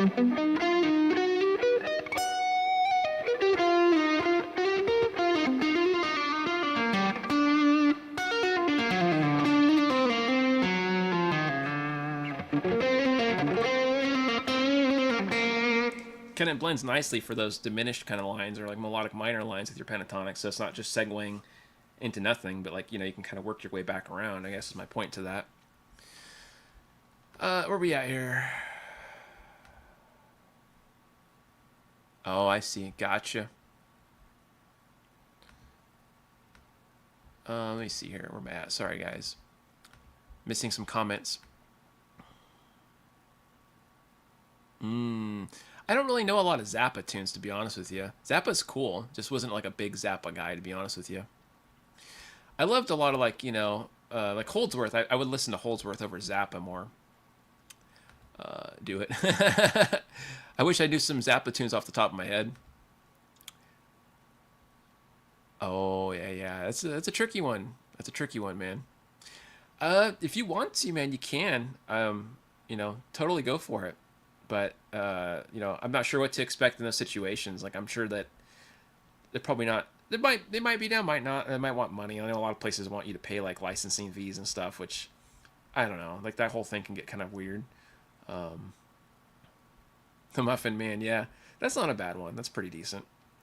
But yeah, like I don't know a lot of Zappa tunes. He has a lot of eccentric music, kind of like Schofield or Scofield. Scofield's cool, like we were talking about him earlier, but it's hard for me to sit through his album. There's another guy. What was his name? There's a guy that is really famous piano player, and what is it? It's gonna drive me nuts. There's a famous piano player. You guys probably know who I'm talking about. And if you have like music friends that go to school, they complain about him because he plays everything out of tune and on purpose, like it's out of key, and it sounds just really wacky and like wrong. But like if you go to school, like or if you know people that go to school, they talk about how he's praised as like a genius of music. DeWalt or something. I don't remember. Not DeWalt. It's like a tool brand. Not DeWalt. Something with a D maybe. I don't remember. But I've heard music people talk about how much they hated listening to his music and having to study it, and it just sounded out of key to them. And I was like, really? And then I gave it a listen, and I was like, wow, that does sound pretty out of key. But I just can't remember who it was. The famous piano player. And they're like deemed a genius apparently in some music circles. I don't know why. But let's see here. Heck yeah. Oh, I see. That makes sense. That seems like the proper way to go about it, I guess.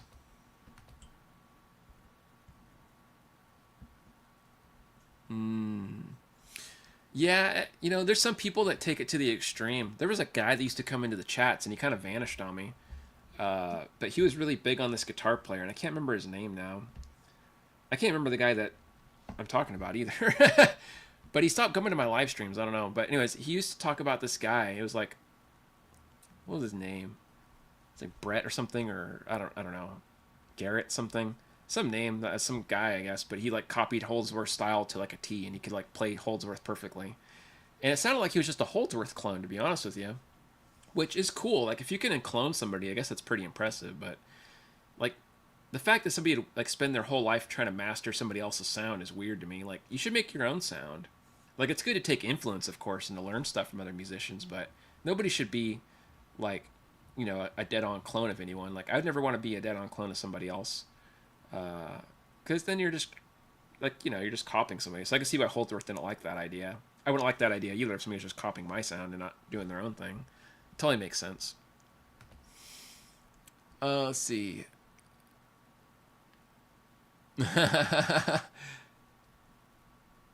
That's funny. Let's see here. Gotta go back to rewind. Oh no, not Brett Garson. That guy's a great player though. I love Brett Garson. I think he's really good. Definitely a great player. But yeah, I can't remember the other guy's name. It was like he mentioned him in the chat here last week. I forget what the guy's name was that he mentioned him. Like there's this guy that used to watch the videos like 2 weeks ago. His name was like Aktuka or something. I can't remember. It's a long name, like the King or something. But he's talking about some guy that taught him, and I guess he's like well known or something. I can't remember. Let's see. No worries, man. No worries. Let's see. Oh yeah, YouTube doesn't like me. YouTube does not like me. Um, I don't know. I think for whatever reason, I must have messed up my algorithm like years ago, and I'm guessing it's because I made such random content when I first started YouTube like years ago. I didn't know what I was doing, so I think I screwed my channel up just making like random reaction videos and stuff. And I think I got like attention span for that. Like people would watch my videos, but then I started making other content, and it kind of went like downhill because people didn't see my videos. the algorithm wasn't used to seeing me make these other types of videos, and I don't think it ever got used to my content. So people never really see my stuff. I get comments on videos I made like 3 years ago, like, "Wow, this is cool. It just popped up in my feed." I'm like, "Really? That's crazy." 3 years ago. So I believe it. They don't like me. What happened to him? A good question. I think he still makes videos. Like Dana says, he does still make videos. You need some groove funk tonight? We could do some groove funk. I'll try. You guys want to hear some jamming? Let's see if I can do some jamming for you guys. Let's do some groove funk. All right, let's see if this works good for you guys.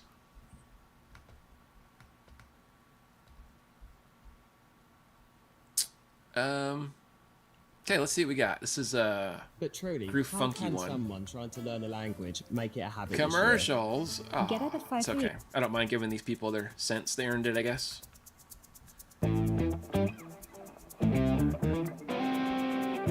That's pretty funky.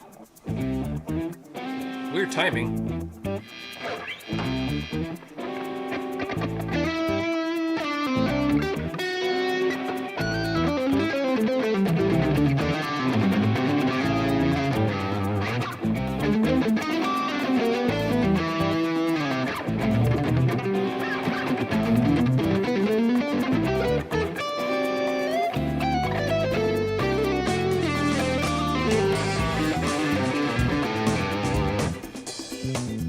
Track and we turn down just a hair. How do you play over this? This is kind of funky.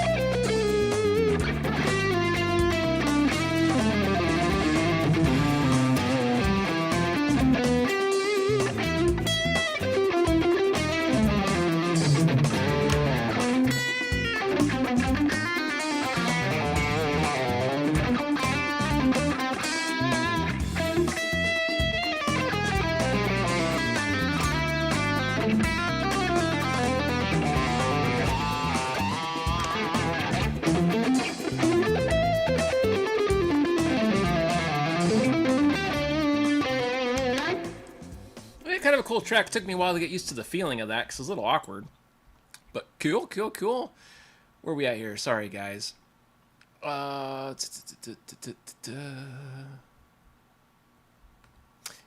it sure does, man. It sounds kind of nice. Yeah, definitely. Studied some Frank Gambale for sure. Hey, what's up? Today is your birthday? What? That's crazy, dude. Well, hey, happy birthday to you, man. That is so cool. So, what, are you 14 now? Is that right? Because you were 13 before. Or are you 13 now? I get kind of mixed up, dude. You gotta forgive my brain. That is so cool, though, by the way. Dude, honestly, that is so cool. Hopefully you're having a good birthday, man. I don't know how to play happy birthday. How would you do that? No. No. Something like that?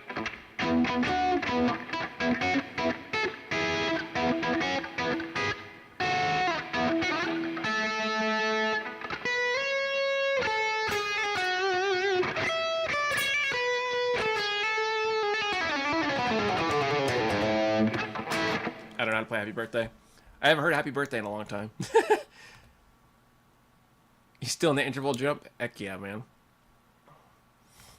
Happy beard day. That's funny. Over the white tea link. That's funny, man. Great deal. Thanks, man. 14 now. Wow, so cool, dude. Hey, you know, that's awesome. How do you feel? You feel any different? You feel any more what's the word? You feel any older, I guess? You feel any more aged? Like Cheddar? Do you feel any more aged yet? I don't think you feel much of anything. I you know, even my age, man, like I still don't feel a lot different. Yeah, no problem, dude. No problem. You need like a heavy metal happy birthday. We need to find some people to make you some screamo track, like happy birthday, Tyler. Screeching in the microphone. That'd be kind of cool. Does it feel weird? That's funny, man. Then it feels only weird until you get used to it, and then when you get used to it, you're going to be 15, and then that'll feel weird until you get 16, and it just keeps going, right? I gotta see Buckethead. What? Well, that's crazy, dude. Have fun with that. I'm jealous. Nunchuck swinging, taekwondo slinging Buckethead's awesome, man. I almost remember 14. That's funny. Heck yeah, this is super cool, dude. What an awesome thing. You got big plans for your birthday? What, you guys gonna go eat out? Did you already go eat? I was born in my 30s. That's silly, dude. What in the heck? Wait till you hit 50, Craig says. Oh, man. Words of foreboding truths. Oh, my gosh. But yeah, I hope you guys are all having a fantastic day out there. Thanks for joining me so far in this cool live stream. I guess it's cool. I don't know. Depends on you guys. I don't know if you like it or not that much. It's entertaining for me. I get to chit chat with you guys and say some silly stuff. So, yeah, bear with me. But yeah, super cool. Hopefully, you guys are having a good one out there. You found my Soothsayer cover. Oh my goodness, that's crazy, dude. I haven't. Yeah, I haven't seen that in a lot of years. I think it was like 3 or 4 years I did that. And it, by the way, that cover was like, okay, just to give you an idea, like when I did that cover, I didn't know how to play the song. I just improvised over it randomly, and like, yeah, I was just playing random nonsense, dude. Which I didn't know what I was doing at all. So yeah, kind of funny. Barbecuing at 9:30 p.m. Oh my gosh, man. Well, that's wild. Nothing wrong with that, I guess. They're always great. Well, thanks, man. Just to hang out. Yeah. Yeah, it's just a chill time, man. We just like to be chill guys, as the internet says, right? Good point. I don't know. I never tried it. Could definitely try it out, though. Get some cool, like, outfit or something and rock out. Would be kind of a trip, man. That'd be a trip. Heck yeah. Let's see if there's any other jams we can do here for you guys. I'm just going to leave it up and running here, and you can let me know if there's any jams you want to hear. I can't do, like, actual songs, as you guys know, but I can do some styles and stuff, so if you want to hear specific things, we can try that out. Let's see, this best part. That's true, man. That's true. Yeah, Yeah, it's just kind of giving you some jams instead of doing the old, you know, same old, same old. Cool, man. Heck yeah. Well, appreciate that. Nothing wrong with moving to Ohio. I mean, that's a heck of a journey, it sounds like. But hey, if you can do it, man, why not? Nothing wrong with that. But yeah, you know, just doing some of these things here and there, some little jams occasionally, and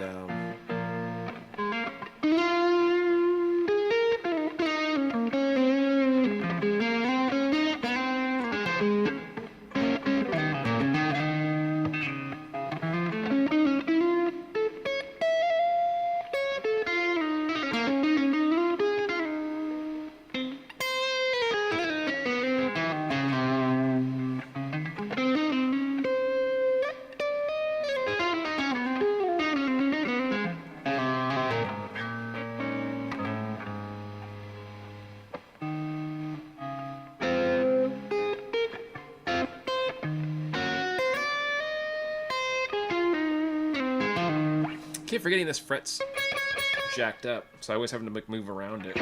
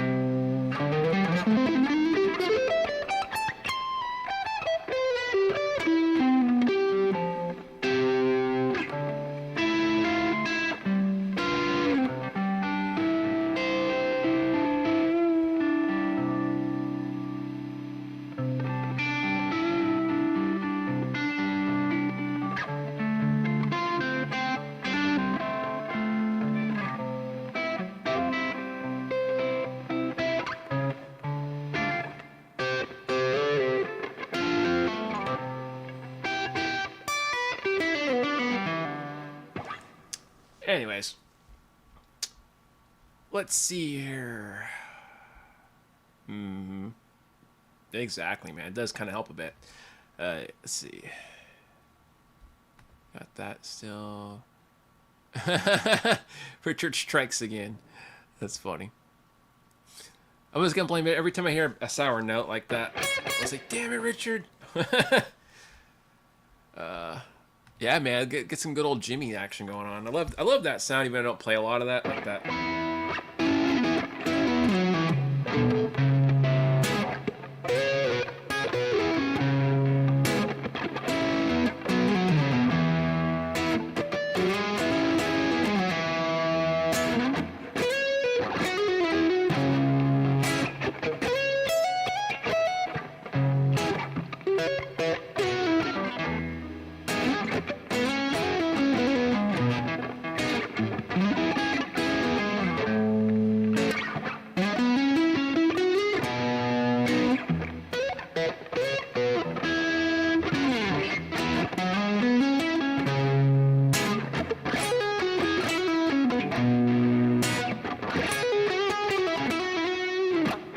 That kind of like what do they call it? Chord, just I don't know. It's just the Jimmy chord thing, right?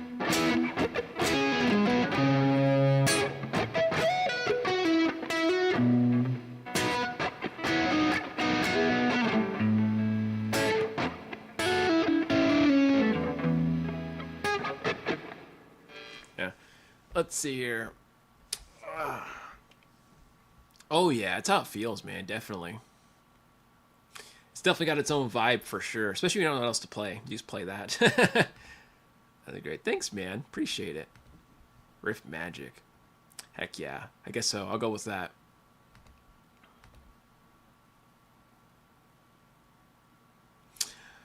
Oh goodness. I put some work in on it for sure. You know, I just cleaned it up and restrung it because I had the same strings on for like 3 months. That's terrible.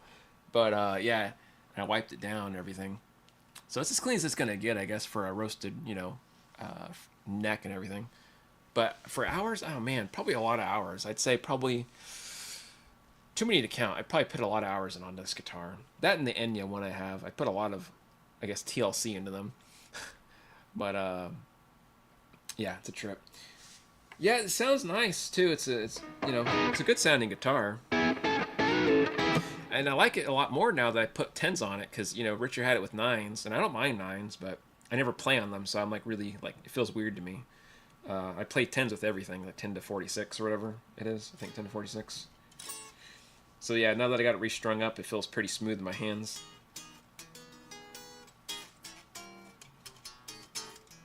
It's like a nice balance between chords and then being able to play some lead runs where it's not like overly crazy.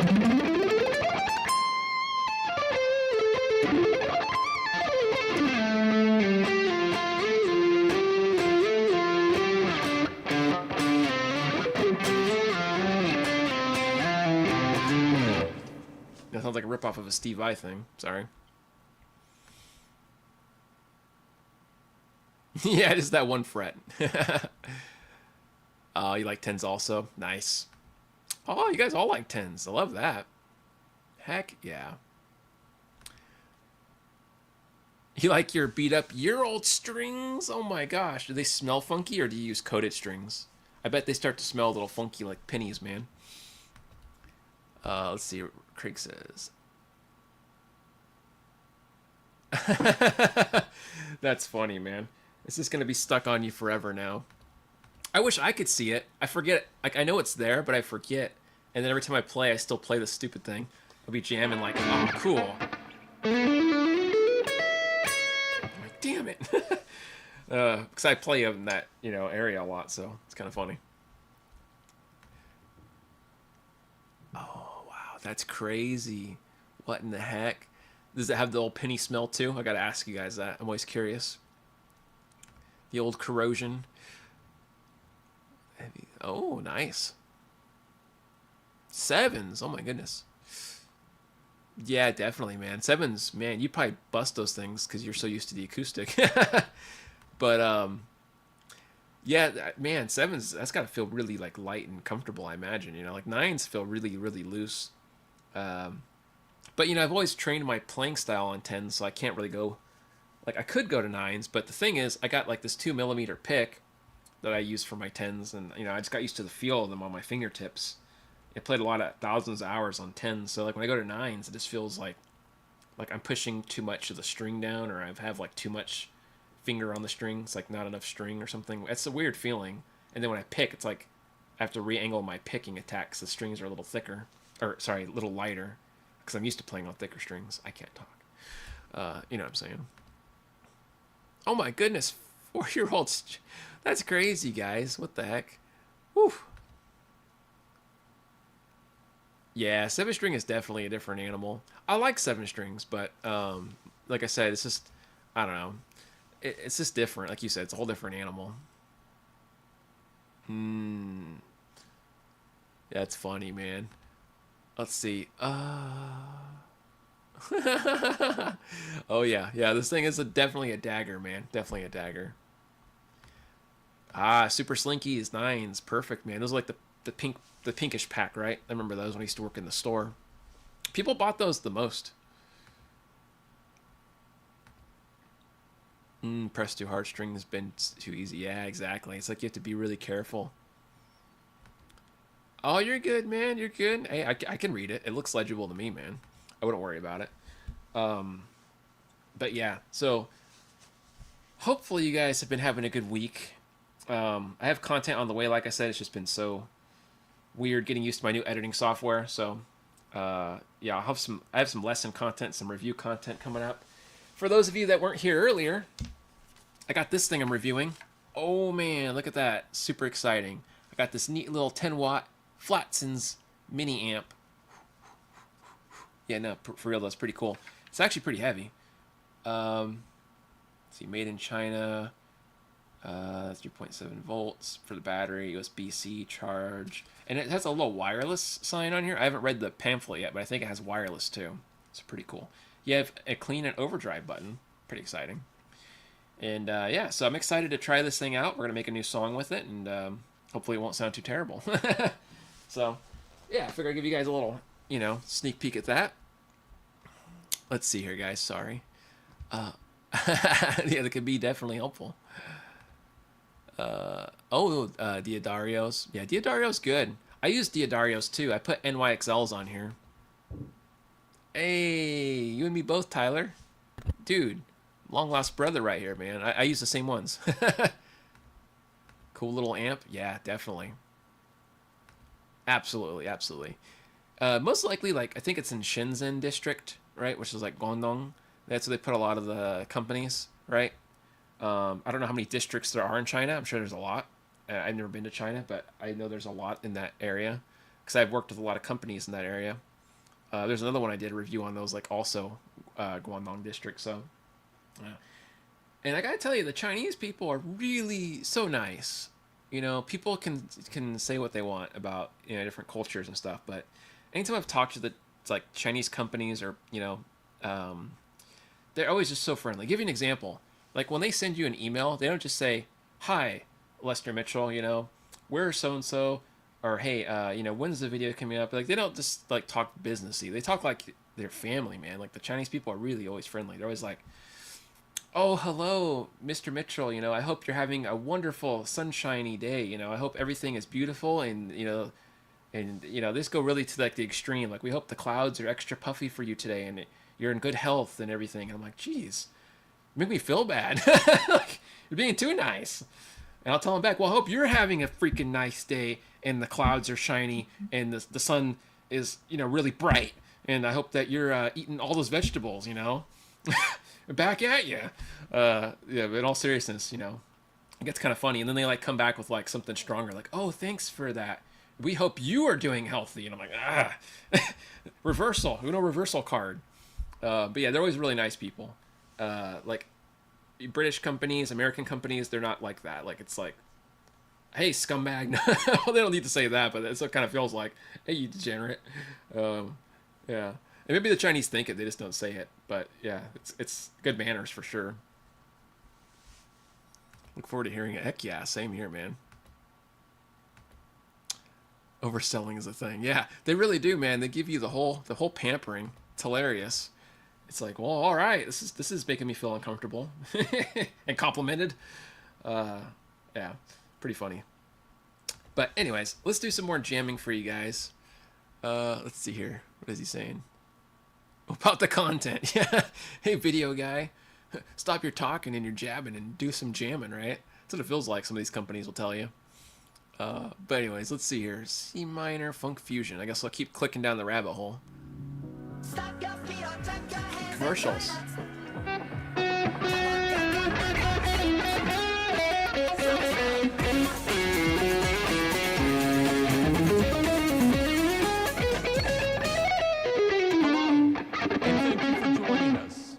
Today we're going to play talk music for this about guy. iPhone. iPhone continues to have such a profound impact on all of our lives. It makes it faster and easier to get things done, keeps us entertained, and helps us stay connected like no other product in the world. In September, we ushered in a new era of iPhone, built for Apple Intelligence to take these experiences even further. It starts with the amazingly powerful and capable iPhone 16 Pro. All right, skipping ahead here. Real jamming. Oh, this guy's getting some jamming going. This is like a Greg Howe sounding track.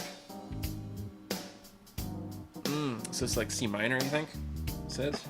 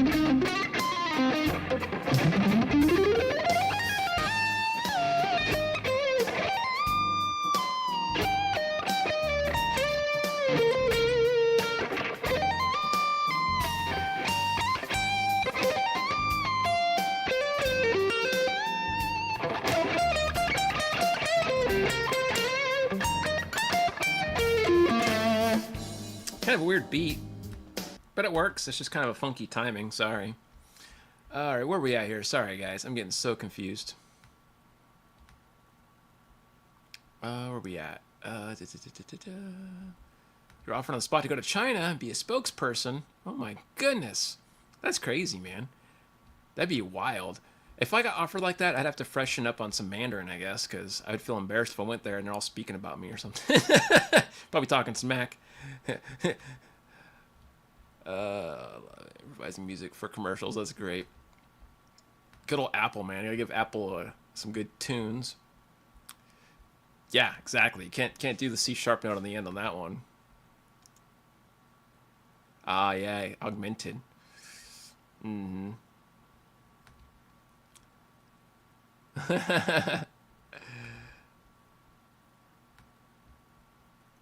That's funny. Thanks, appreciate that. I'm glad it sounds okay. Some off notes here and there, but it's okay. It's how you learn, I guess. You get used to playing some random stuff, and sometimes it comes out good, sometimes it doesn't. It just kind of depends. Okay, let's look at another track. And let's see here. Skipping ahead here. Is there a specific genre you guys like a lot? Like, you know, I'm curious. Is there anything in particular you guys would like to hear more than anything else? I would love to know. Gotta get hydrated with my plastic here, guys.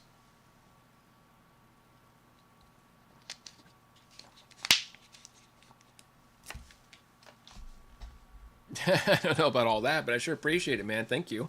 It's very kind of you. I'm just a dude, man. I'm just a dude, and probably low on the totem pole in the music world, but I'm a dude that likes to play music. You guys ever watch Step Brothers? That really stupid movie? I always laugh.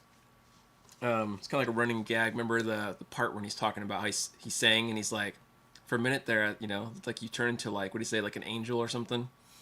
And like he had wings. So it kind of reminds me of when we compliment each other in music. You know, I'm like, oh, dude, you turned into Fergie for a minute, and like, Jesus.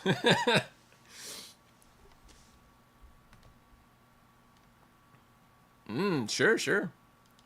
Let's do some major stuff. Major backing track, and I guess it doesn't really matter what key. It's the first thing that pops up. E, 70 beats per minute. Wow, that's very slow, but I guess we can make it work. Building your online business? Go to Wix.com and set up your store on a single integrated platform. Add products. All right, here we go. So major.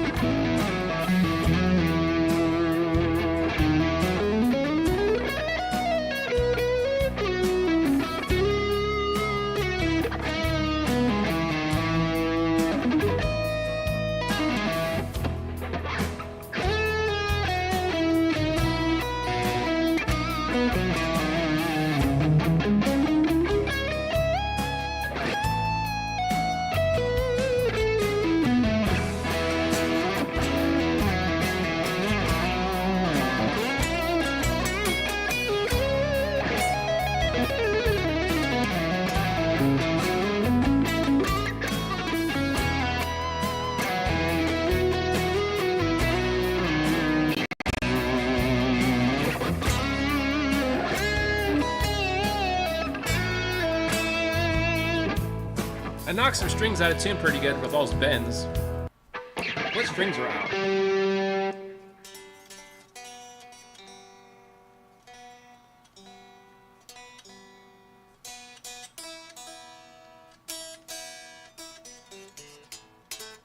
Give it the old octave test.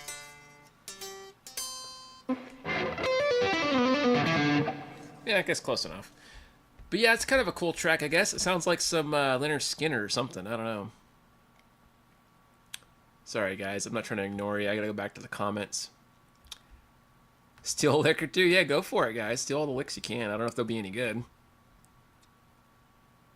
Oh, nice, man. Yeah, it seems like a pretty chill track. Like I said, it sounds like a Leonard Skinner, like Tuesday's Gone or something. Oh, gotcha. Nothing wrong with that, man. Nothing wrong with that. Heck. You know, like, for example, this is an E major, right? This track. And if you think about it, you can just think of the box of C sharp minor pentatonic, which is the same key more or less, right? And you can just add that E as your root note.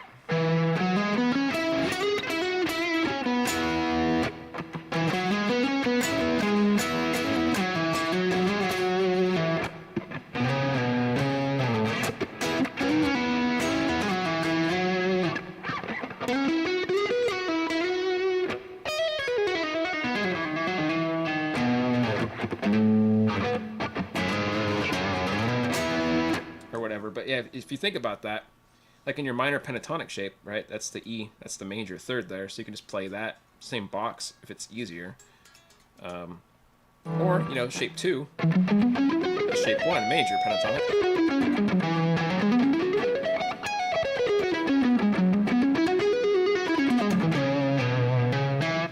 That kind of thing. Kind of fun. Heck yeah. Oh, man. Well, thanks, dude. Appreciate that. That's quite a compliment there. That's silly. We're just going to blame everything on that. That's silly. Using a Fender amp model. Just using a Nux. It's just, New X. Oh, just a pedal. Sorry, not even an amp, just a pedal. Yeah, it sounds nice, man, doing those, like, kind of things. Or even doing, like, the 6 voicings if you like the classic rock sound.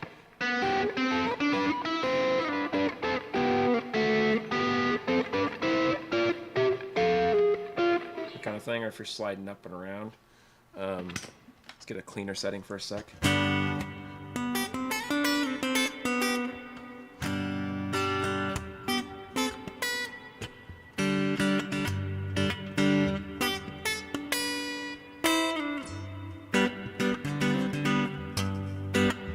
Alright, it's kind of a fun thing. Or if you're doing blues, then obviously that kind of helps your blues playing, because you could do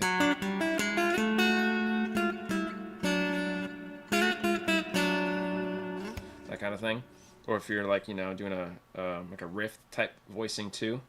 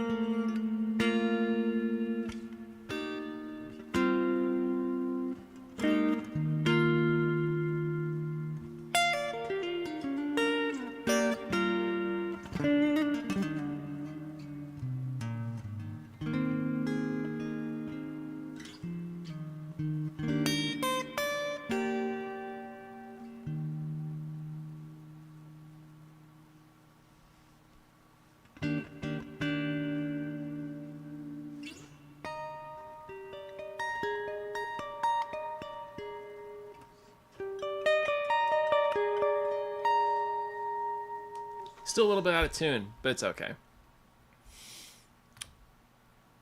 Oh, sorry, I rated that one. He's running through Nux or New X. Yeah, I try to get the sound like that, because I do like the Fender amps a lot, or like a Marshall amp, you know, where it's more raw. Craig says, which one? I use the, oh, there it is. MG101. MG101 multi-effect pedal. I'm still trying to dial in sounds I like before I do the review video. You guys will get a full-on review video on this pedal, but yeah, they do. They do a lot of amp modeling stuff. So much stuff to mess with improv, dude. I could just talk for hours about improv and barely get some of the stuff out I want to talk about. You know, like when you're doing these clean type things too, if you like clean sounds, let's do like a clean type jam. Let's say atmospheric. Let's see, ambient.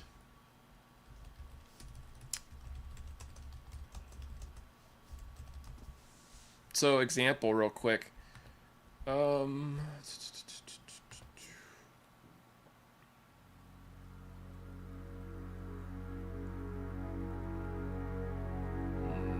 There we go. That's interesting sound, isn't it?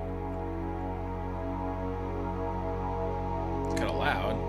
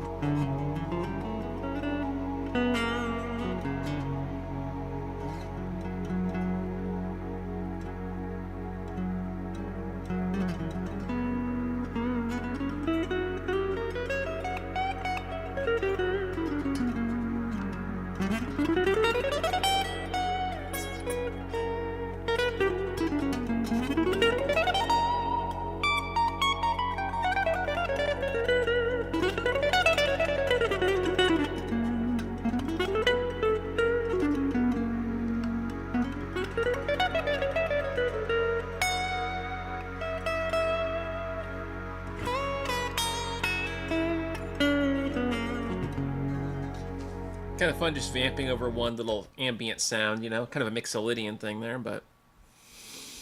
Where am I at here? Sorry. Yeah, nice clean tone with a little drone. Yeah, I agree with you. It's getting a nice mellow vibe. Yeah, there's all kinds of weird, cool, like, voicing stuff you could do. I'll show you guys another one.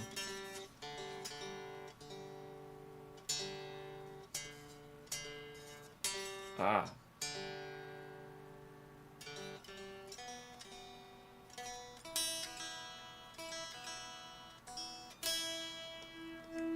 Anyways, this kind of thing where you're, you know, I did a video on this kind of voicings, right? And these are major 7 voicings, by the way. You know, you can think of them as that. There's a lot of names for this chord, but you can think of it as an inversion. The root would be on the B string. Now think of it as double power chords. So B and E string power chord, index and ring, 13, 15. And then you have middle and pinky, right? D string to G string, and you have 14 to 16. So you have 2 sets of power chords basically, and it makes this kind of Eric Johnson-y sound, right? Move your finger over, change the whole dynamic.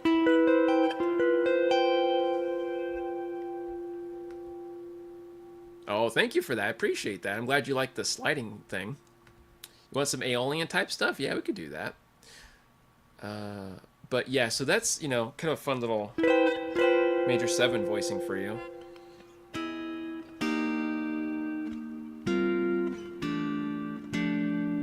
But this kind of voicing, you know, or this is another major 7 voicing.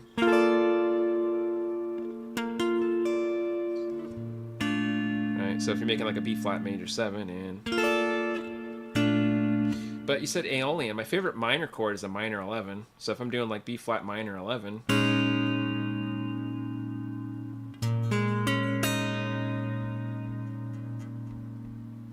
So example real quick. If I mute this and put this on. Give me a second here. So.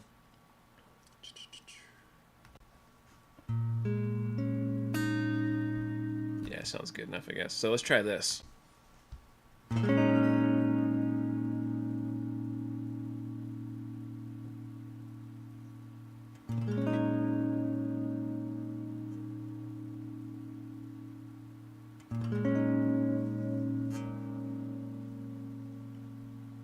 I'm playing that. I'm going to play with myself here, sorry. So...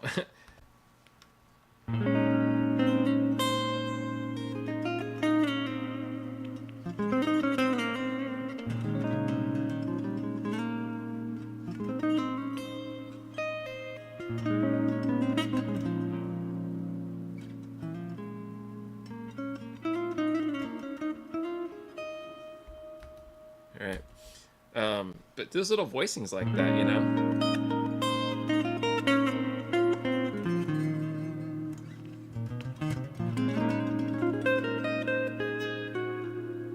You can kind of mix outside notes too.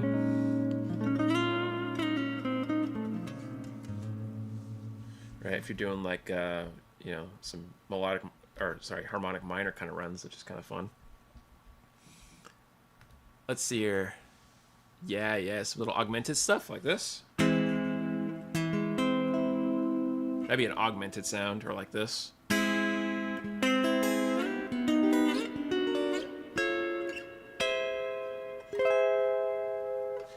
love that. It gives me think of Twilight Zone music. Thank you, appreciate that. Thank you, my friend. I'm glad you like the chord. Stop breaking your brain. That's silly, man. That's silly. So yeah, real quick, let's try another thing. Let's just pull up like some minors. We want to hear minor stuff, so let's do some minor. Say C minor, 1 chord track. Why C minor? Well, there's no C sharp note, so I don't have to worry about that. There we go. One chord vamp. Oh, is this like actual? No, I don't want funk though. I just want like an ambient sound right now. Sorry. Looking for the right one, guys. Bear with me. What does this sound like? Is it going to sound okay? No, I don't want to get like a groove going. I just want to kind of zone out. Oh, here we go. See minor ambient pad. I've had Perfect. this ad blocker for 1 week, and commercials. it's already blocked over 1,000 ads. Meet Pi. Sorry, guys. a I'm Chrome not extension- seeing the screen right now because I'm trying to pull up iReal. Got it. Let's do some jamming here. Some minor action for you guys.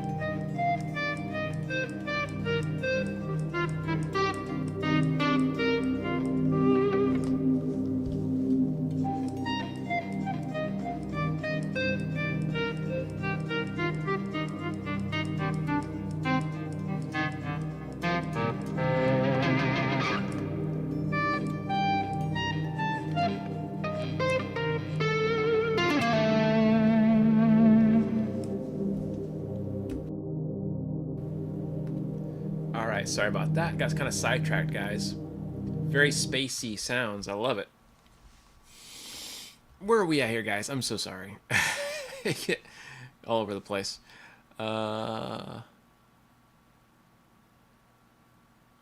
Okay, just catching up on some of the comments here. Appreciate that, man. Thank you guys so much for that. I'm glad you liked the tune.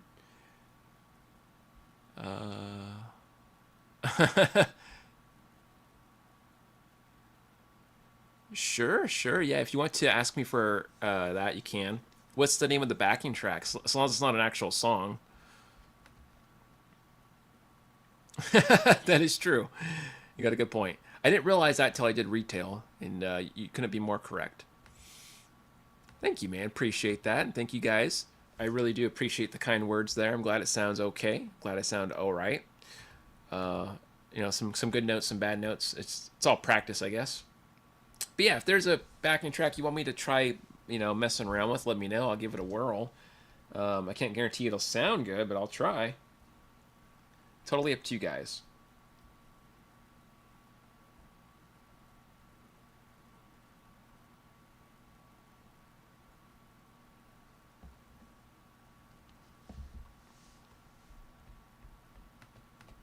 There we go. Yeah, let me know what you got going on, man.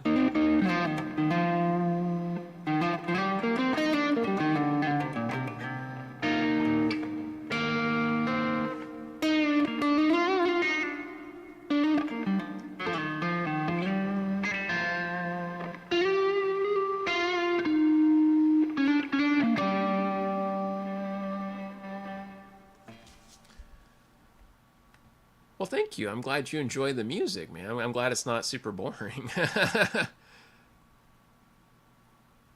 Oh, yeah. Well, I appreciate the compliment, man. But yeah, if there's a backing track specifically you wanted to show me, just let me know and I'll look it up, man. I don't mind playing along with whatever. As long as you guys enjoy the tunes, man. I'll be here probably another 30 minutes or so, 40. I got a lesson with the dude in China at 8 o'clock my time. It's 7:17, so I got like, what, 40 minutes, I guess. But yeah, if there's anything you guys want to chit-chat about, you know, whatever it is you guys want to ask me, shoot for it, man. I don't mind.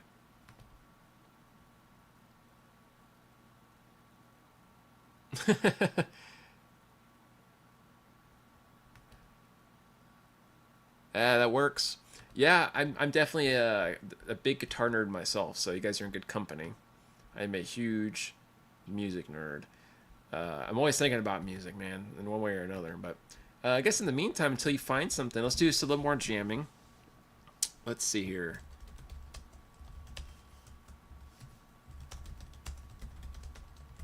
All right, let's see what we got here. You want some face melting shred? Well, I don't know if I could do any face melting shred. Like, let's see. Gosh.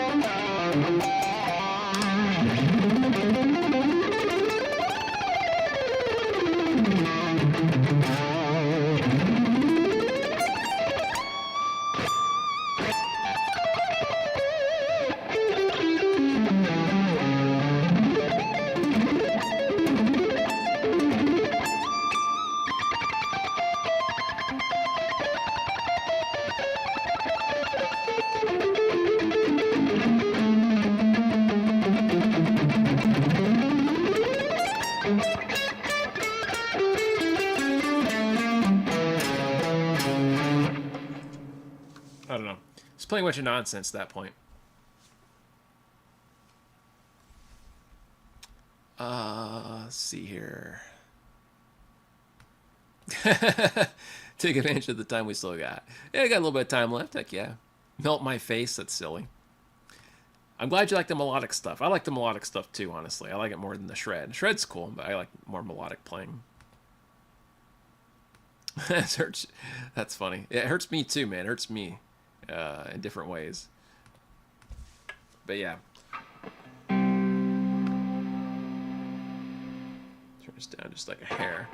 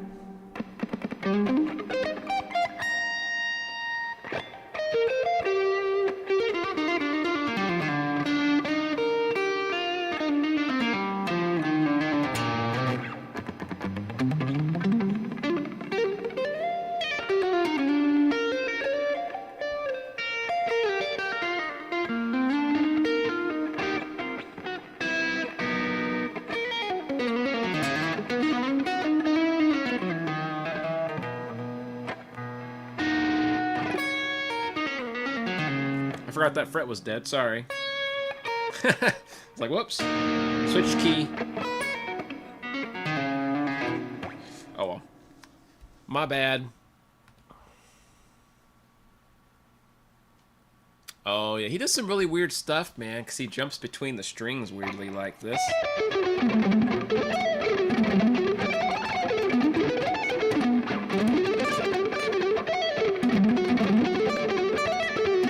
But I can't do it very well.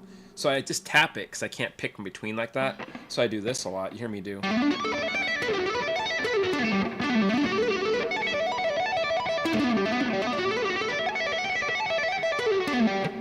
Which I did in that song I wrote, the Chimera solo. Because it's a little easier for me than having to pick all those notes. Oh, thanks, man. Appreciate it. I'm glad you dig the tone. I just use some whatever little cheap amps I can get, you know? Thank you. Glad you like that. Oh, yeah. Paul Gilbert's wild, man. He is wild. Stuff he does is just bonkers. I don't know how he does half the stuff he does. But it's super interesting to see. Like, you know, without a doubt, it's super interesting.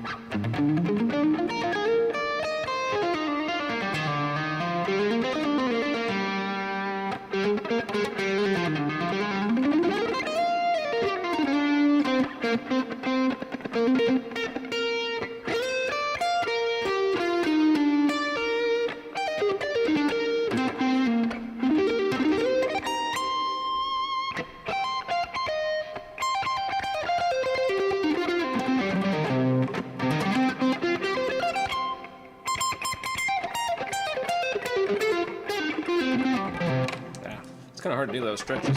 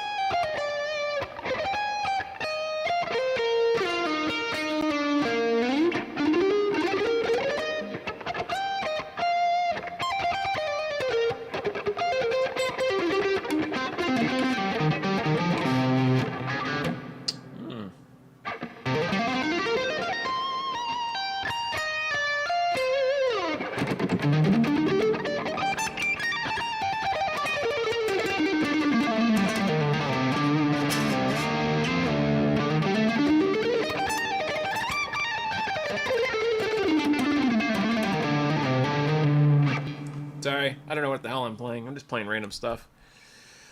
Where am I going? Let's see, what's happening? So it just kind of helps it give like a little less, like you can still hear the strings, but it's a little more muted. So if I'm doing weird like string skipping lines, like I don't have to worry about palm muting. Where if I do this, it's a little more noisy. But if I have this up just a little bit, I can worry more about stuff like that.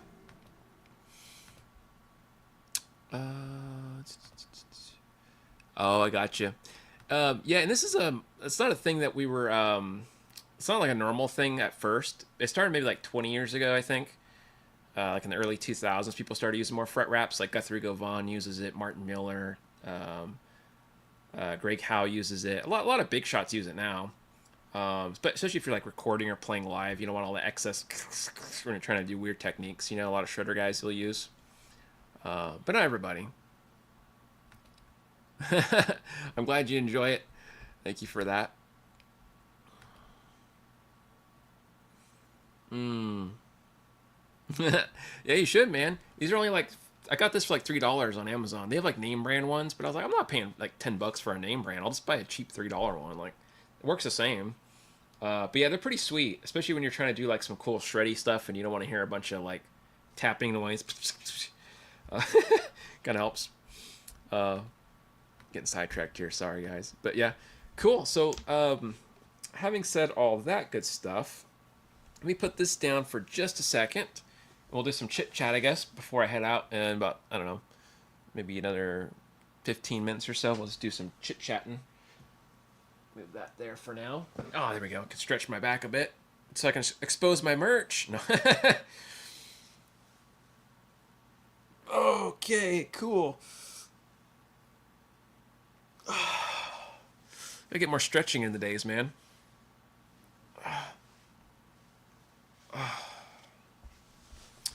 So you just want to use your sock. You totally could. I used to use a sock for like years. I used a sock, and then I bought this because I think Captain Craig motivated me because I was giving him lessons, and he was like, "Dude, you're using a sock? Just buy a freaking fret wrap." And I was like, "Yeah, I guess I could." He's like, "You can't be that cheap." And I was like, all right, I'll buy a fret wrap, Craig. So thanks to Captain Craig, I broke down and said, I'll just buy one. But I used to use my socks, not the dirty ones, but clean socks. My wife used to be like, what are you doing to your guitar? You're putting a sock on your guitar? I'm like, I know, it looks weird. You like the shirt? Thank you for that. Yeah, this is my first real album, Ethereal Transmission. You can listen to my tunes on wherever, Spotify, YouTube, if you guys like that album or not. Let's see.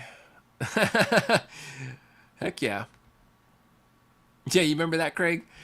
I think you remember that day. You inspired me, man. You're like, you need to get a fret wrap. Let's see. Is your new CD going to be on your website? Yeah. So the physical release is coming first in the next like month or less, maybe like a few weeks, because I don't know about production time. But once that physical releases are here and I get those going first, then the digital releases will come like a week after.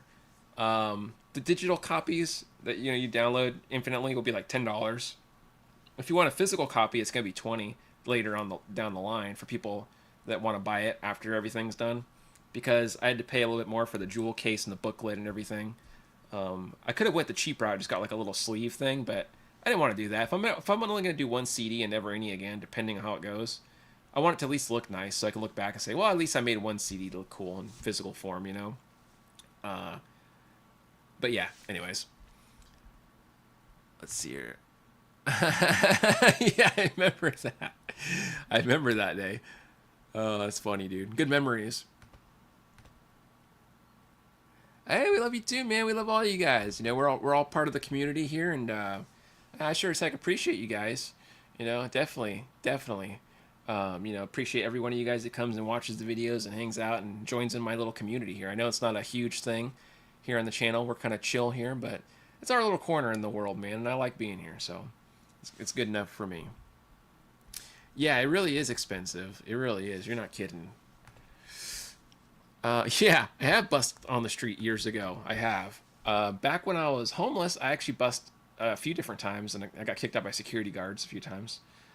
Sometimes they let me do it, but I busked in different places. I busked in, regular towns like here, I busked in like the beach area, right? I slept underneath bridges, wake up, pull my hat out, my acoustic guitar, throw my hair back, go sing some tunes, and strum some chords. I wasn't a great singer, but you know, you had to do it if you want to make a few bucks to eat something. Yeah, I definitely busked though. Some people were not very happy with the busking though. I'll tell you, if you guys have never busked before, it's hit and miss. You might get people that are okay with you being there doing that. Other people will like go 0 to 100 on you, like total bipolar rage on you. They're like, "Are you busking out here?" You know, and like, "Oh god, here we go." You get like Kens and Karens and stuff. But yeah, I got some memories, man. I got some memories. Tell you what. Hey, well, we appreciate it, man. Appreciate you, Jeff. I'm glad you enjoy it. You were homeless too before. Sorry to hear it, dude. Yeah, it's rough. I don't blame you. Yeah, I feel you, dude. I did all that for a while, and yeah, it wasn't a great experience, but you know, at the same time, it was a lot of fresh air. You know, a lot of exercise. So I guess I can say that was a positive, if anything. That's the look on the bright side, you know. Got me used to walking.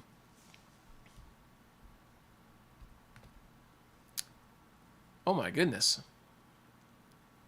That's amazing. That is really cool. Heck yeah. Well, way to go for doing that. I mean, heck, that sounds like you really set him up with an awesome time there. Heck. Yep. That's so true, man. So true. Oh, yeah. Hey, nothing wrong with that, man. Nothing wrong with that. Yeah, you got a good point. Helps you build some character. Absolutely.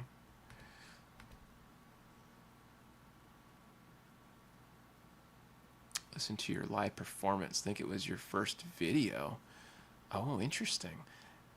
Well, thanks for checking it out, man. I'm not sure which one that is. Was it like, you said it was one of my first videos on YouTube? Wow, I can't remember that far back, to be honest, but I think I kind of remember which one it might have been. What a trip, man. What a trip. Yeah, you know, I didn't take YouTube too seriously back then. Like 10 years ago, I'd upload one video maybe every few months, and I didn't even know what I was doing. I didn't mess with the thumbnail or titles. I didn't care, you know, I just throw it up there for the hell of it. And I didn't take YouTube seriously until like 2020 when the Steve Terraberry thing happened. When you guys remember the Stevie T gave me the Shred Redemption thing. So that kind of kicked me into it, and I thought, you know what the hell, like, I'm just going to go for it. And I'm glad I did, because, you know, opened up a lot of opportunities, and it's been a really awesome journey being on here on YouTube in my short few years. I looked young in the picture. That's cool. Oh, man. Yeah, I probably was. I probably was like 20 or something, or 19.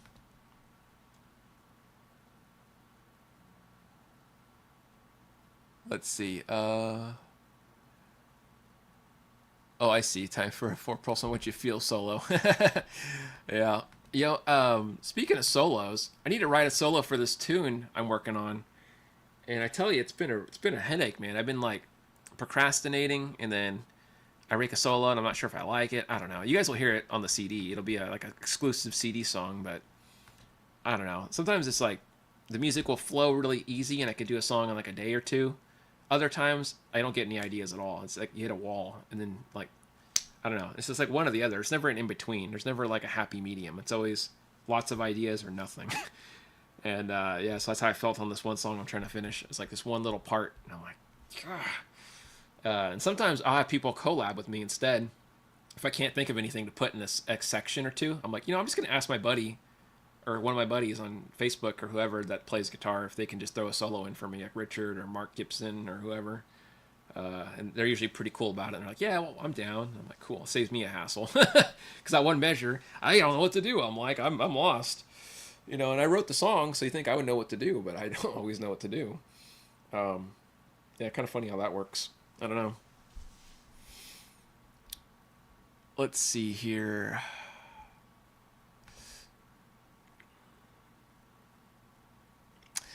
Heck, man, I'll definitely keep you in mind if I get some measures open here, if you want to give it a listen and see what you think of it. Listen to Atavatron? Atavacron? That's a heck of a name. I'll give it a listen, man. I'll give it a listen. That sounds wild in the name already. That sounds pretty interesting, I'd say. All right, I'll definitely keep you in mind, man, for the next collab. I know we were gonna get Dana too. She said she could sing, do some screamo stuff. So we'll see how it goes. We get you guys on a subscriber collab jam CD. That'd be kind of cool. Hey, maybe that'd be a thing in the future. We could do a CD together, and like have a lot of the subscribers here on the channel that play music jump in and do little sections here and there. We could call it like a subscriber CD. That'd be kind of fun. That way, it's not just like us, but like everybody coming together and making music. That'd be pretty interesting. I don't know. I'm down. I think that'd be kind of fun. But yeah, I don't know how you guys feel about that.